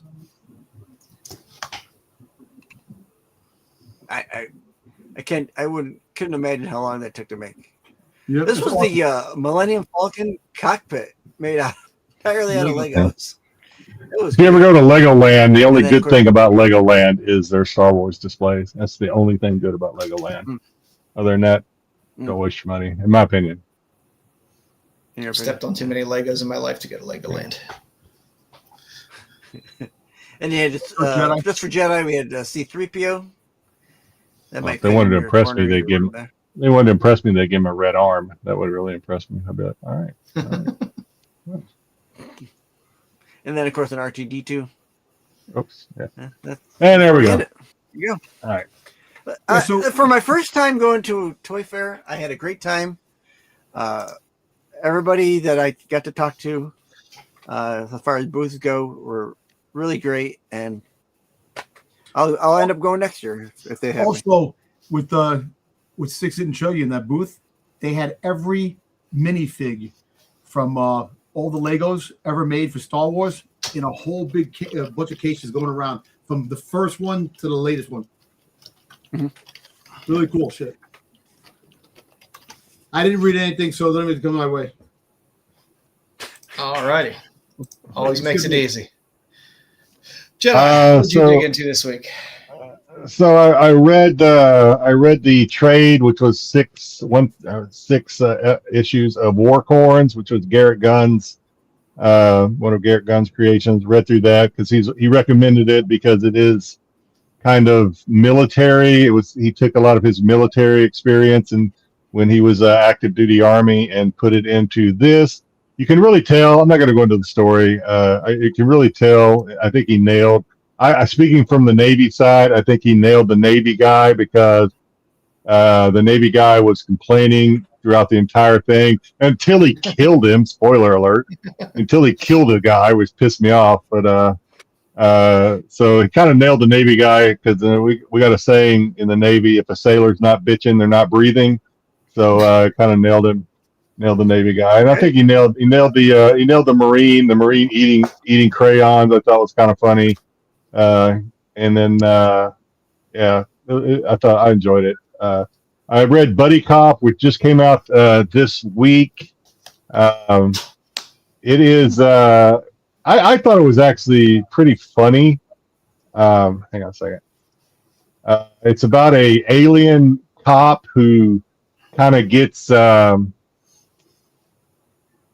he gets in trouble in the galactic force or whatever, so he gets kind of punished and banished to be a policeman in New York City, where he has to work with this robot cop who has been programmed to do everything by the letter of the law, and they just really butt heads, but they get along, but they also butt heads. It's kind of like kind of your classic good cop bad cop kind of story. I thought it was pretty funny. It had some funny lines in there. I don't know how well read it was, if we're going to get any more. But I thought it was pretty good. I thought it was a fun read, and again, not a super challenging read either. And the way the one cop is very serious and by the book, and the other cop's always saying, "Hey, are you attracted to toasters? Do you like when you're having sex with blenders? Do you prefer what speed of the blender do you prefer? Just little things like that. I thought it was pretty funny, some of it. And then lastly, this is the Mendoza cover for Dead at 17, which was a Kickstarter that recently fulfilled. It really, so if you're familiar with Revival, when I started reading this, it's kind of a long comic too. It's longer than your average comic, in my opinion. But it really, to me, I thought for the longest time, reading probably about the first third of it, that it was supposed to be a sequel to Revival. The series Revival, the Image comic and television show. I really thought so. It's just the way the characters were laid out, and the dad being her dad was a cop, etc., and she had these powers of regeneration and all this stuff. I thought it was, and her sister was a policeman that is lost, and it just really, you could really draw a lot of direct comparisons to the Revival comic book until probably about a third of the way through. You kind of saw some of it kind of did some flashbacks to kind of her origin story, if you will. And that's when it kind of severed those ties to the Image comic book Revival and kind of went on its own. So I don't know if there's going to be another one. I think there probably will be. It'll probably be like once a year drop or something. It was pretty good. She's just she ended up getting semi-possessed. Some cult was trying to revive some ancient demonic deity, and she was supposed to be a sacrifice, but something happened, and instead of the deity taking over her fully, her body, it only resides in her, so it gives her powers, but it doesn't control her. So right now she's using those powers for good, etc., etc. But we'll see. I'm sure there'll be a twist coming at some point to where the deity takes over or something. And she has her little sidekicks that she runs around with, like you expect. So it's a good read. I'll probably if they keep doing good covers for the Kickstarter, I'll keep backing it and keep reading it. If they stop doing good covers, I probably won't. But it was decent. I enjoyed it. Fair enough. Nice. I read this week too. I read the trade because I've been buying the slipcover trades for Tank Girl. So I sat down and read Two Girls, One Tank. Fun story in true Tank Girl fashion. Tank Girl goes away to see her sick aunt, and Booga loses her tank in a poker game. And it's bought by this art gallery, and this one woman there that runs the gallery gets very excited about it, a little too excited, and she decides to dress up like Tank Girl and take the tank out and wreak some havoc. And meanwhile, Tank Girl has a shitty tank now, and she's trying to get her tank back. They bump into each other, and eventually you find out that the girl from the gallery could be Subgirl, who had died in prior issues. So that she was brought back and lived in this sadistic household, and chaos ensues. I won't give away the ending because it's special. But in typical Tank Girl fashion, a lot of profanity, a little bit of tits, always fun. Parson always draws a great Tank Girl, so it's definitely a good trade. Like I said, I think right now there's another trade coming soon, but they've done this a few times through Titan where they've done 3 trades in a slipcover, which normally comes with some cards and fun.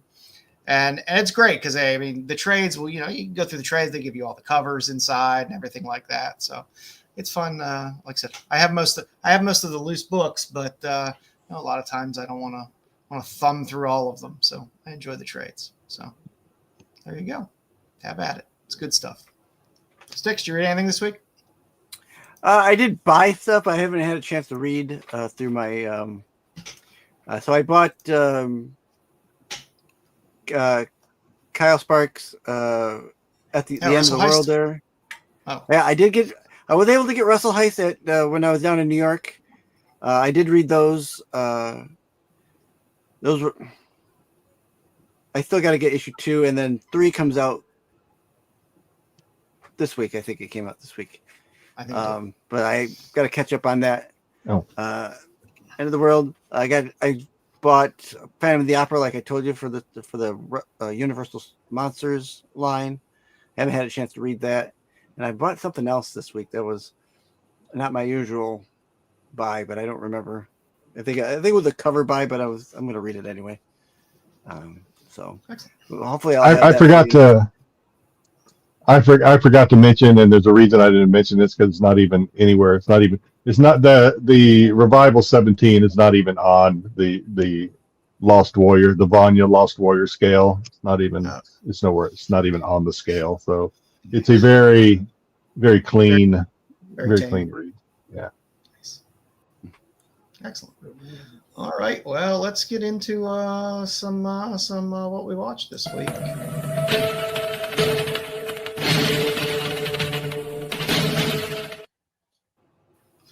So, for my to-be recommendation this week, Takashi Miike's First Love.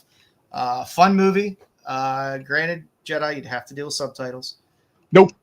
But it's Japanese, which I find easy to watch in subtitles. Fun story.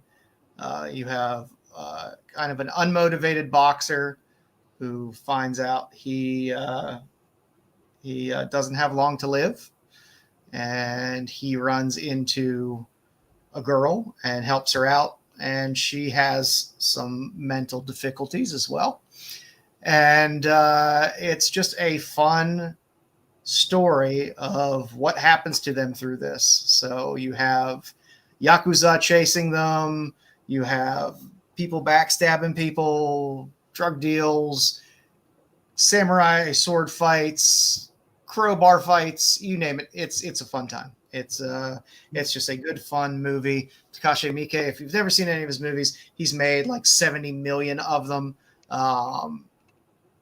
So this is a good dip your toe into Takashi Miike's work. It's just a fun story. So if you don't mind watching subtitles, it's a good one to watch. I will wait until I don't know why I haven't done it already. I will wait until AI can dub it and make the dubbing match the lip movements. I don't know why we have AI and we're not using it properly, but no. Can I piggyback? So this week yes. I watched, of course, close out the Night of the Seven Kingdoms, which is good. No spoilers, but keep watching that. Caught up on The Beauty. Which I'm enjoying The Beauty still. Again, it's a prequel. I am that dancing bullshit and singing ball. I didn't realize last week. Maybe I was a week behind because I watched 2 episodes this week. So unless they dropped 2 episodes, I was a week behind because I watched 2 episodes yesterday, and they were both pretty good episodes. You get a twist at the end of the last. I got episode 8. I think you do get a twist. I think there's 11 episodes in the season, so we got 3 more episodes. But there is a twist at the end of episode 8.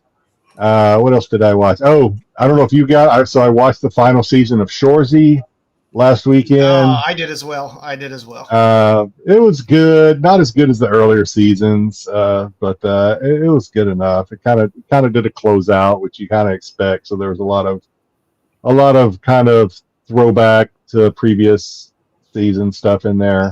I love the hockey humor. It up. As a huge hockey fan, I love the hockey humor. Although I think Letterkenny was probably a better show. Yeah. What else did I watch? It seemed like. Oh, so I started watching. I didn't know they were doing it. In fact, I guess it's new. Maybe a year old. Maybe it's new. I didn't know they'd come out with a new season of Spartacus on Starz. Is it a spin-off? Is it a new season or is it a spin-off? It's the House of Asher, which is kind of a what if you remember, and I didn't. So, but if you remember, Asher was he was the traitor that ended up turning on Spartacus at the end of so they did kind of a what if where he went to like Hades or whatever, and he was given like another chance at life. So he kind of wakes up like everything was from a dream. And in this new Spartacus storyline, Spartacus did not conquer, and did not win. He was killed, and so actually Asher is like the head of he's the dominant, what do they call it, dominate, whatever. He's the head of the house, so he's got his own batch of gladiators that he's trying to get into the arena. He ends up, anyway, that's what it's. I don't want to go too much into it in case somebody want to watch it, but the new star, the big bad gladiator, is a female gladiator in this one. I don't think that's Yeah, that's not really a spoiler. As Cosmic noted, Paradise is back on Hulu. Okay. Three episodes were put up. I watched all 3 episodes. I enjoyed the first season. It was watchable. I enjoyed the first episode a lot.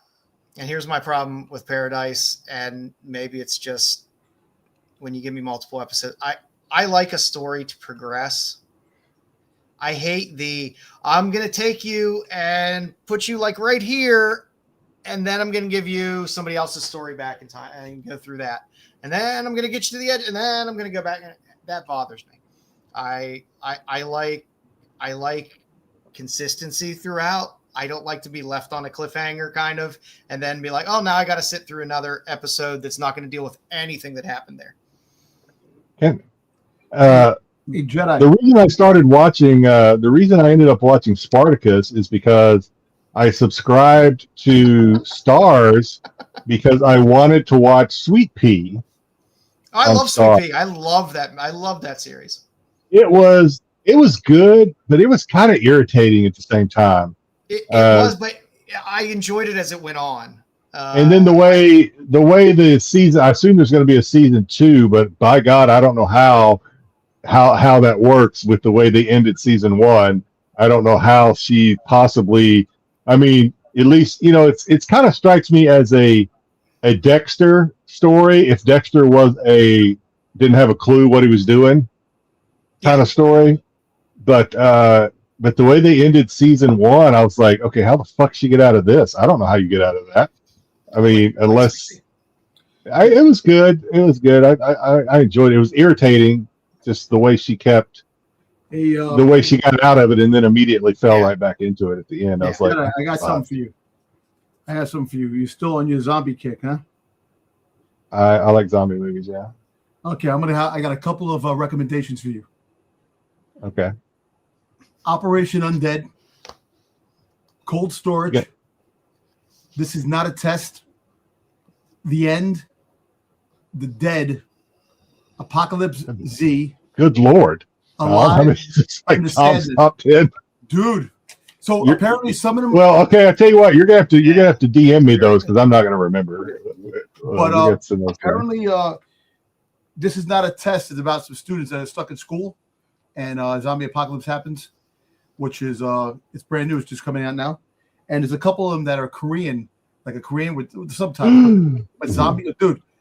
If you saw the Train to Busan, that was. I did. That is the only maybe the only subtitled movie that I actually enjoyed was the Train to Busan. With the guy stuck in the room, and the girl is on the other side of the complex, and the zombies are all. Actually, I did. I think I watched that one. Yeah, too, that's good too. So I'm being a little bit of a hypocrite, but yeah. There's a couple that are maybe I can watch the Korean zombie subtitles, but I can't watch. I don't know. There's been some that I tried to watch, and I just couldn't. I'm going to DM you these things because I'm going to sit down and watch. Send them to me. I'll check them out. I need stuff to watch. I guess I'm watching Monarch. Monarch was fantastic. The first episode was fantastic. It's just a good show. It's just a damn good show. A show that I do not recommend watching, which is horrible, is HBO has a new show called Neighbors, which is a docuseries where it's just each episode is about 2 sets of feuding neighbors. I think I saw that and thought it was the movie. No, yeah. Seth I Rogen. was so angry Yeah. watching it. It just kept making me angrier and angrier when I was watching it. Two feuding neighbors over a property dispute that could easily be settled by saying, this is my property, this is where my fence is, you can't go here, and this is an easement. But instead, you just have to sit through a half hour of two complete and utter dipshits arguing with each other. No thanks. It was horrible. No, I haven't seen Battle Royale, but I will see Battle Royale. I saw that a long time ago. Battle Royale. Yeah. Ichi the Killer is also very good. Very good Takashi Miike movie. It's a fun one. But Oh man, we're almost at 3 hours. All right, guys. yeah, it was a long one today. Yeah, I saw the first My- episode of season 2 of the Has-Been Hotel, the cartoon on Prime. Yeah, on Prime. Yeah, they try to watch that cartoon.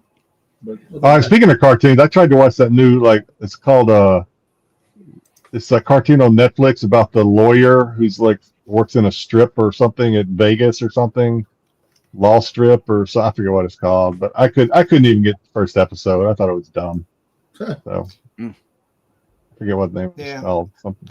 I'm still watching The Pit, which is very good on HBO. I'm waiting.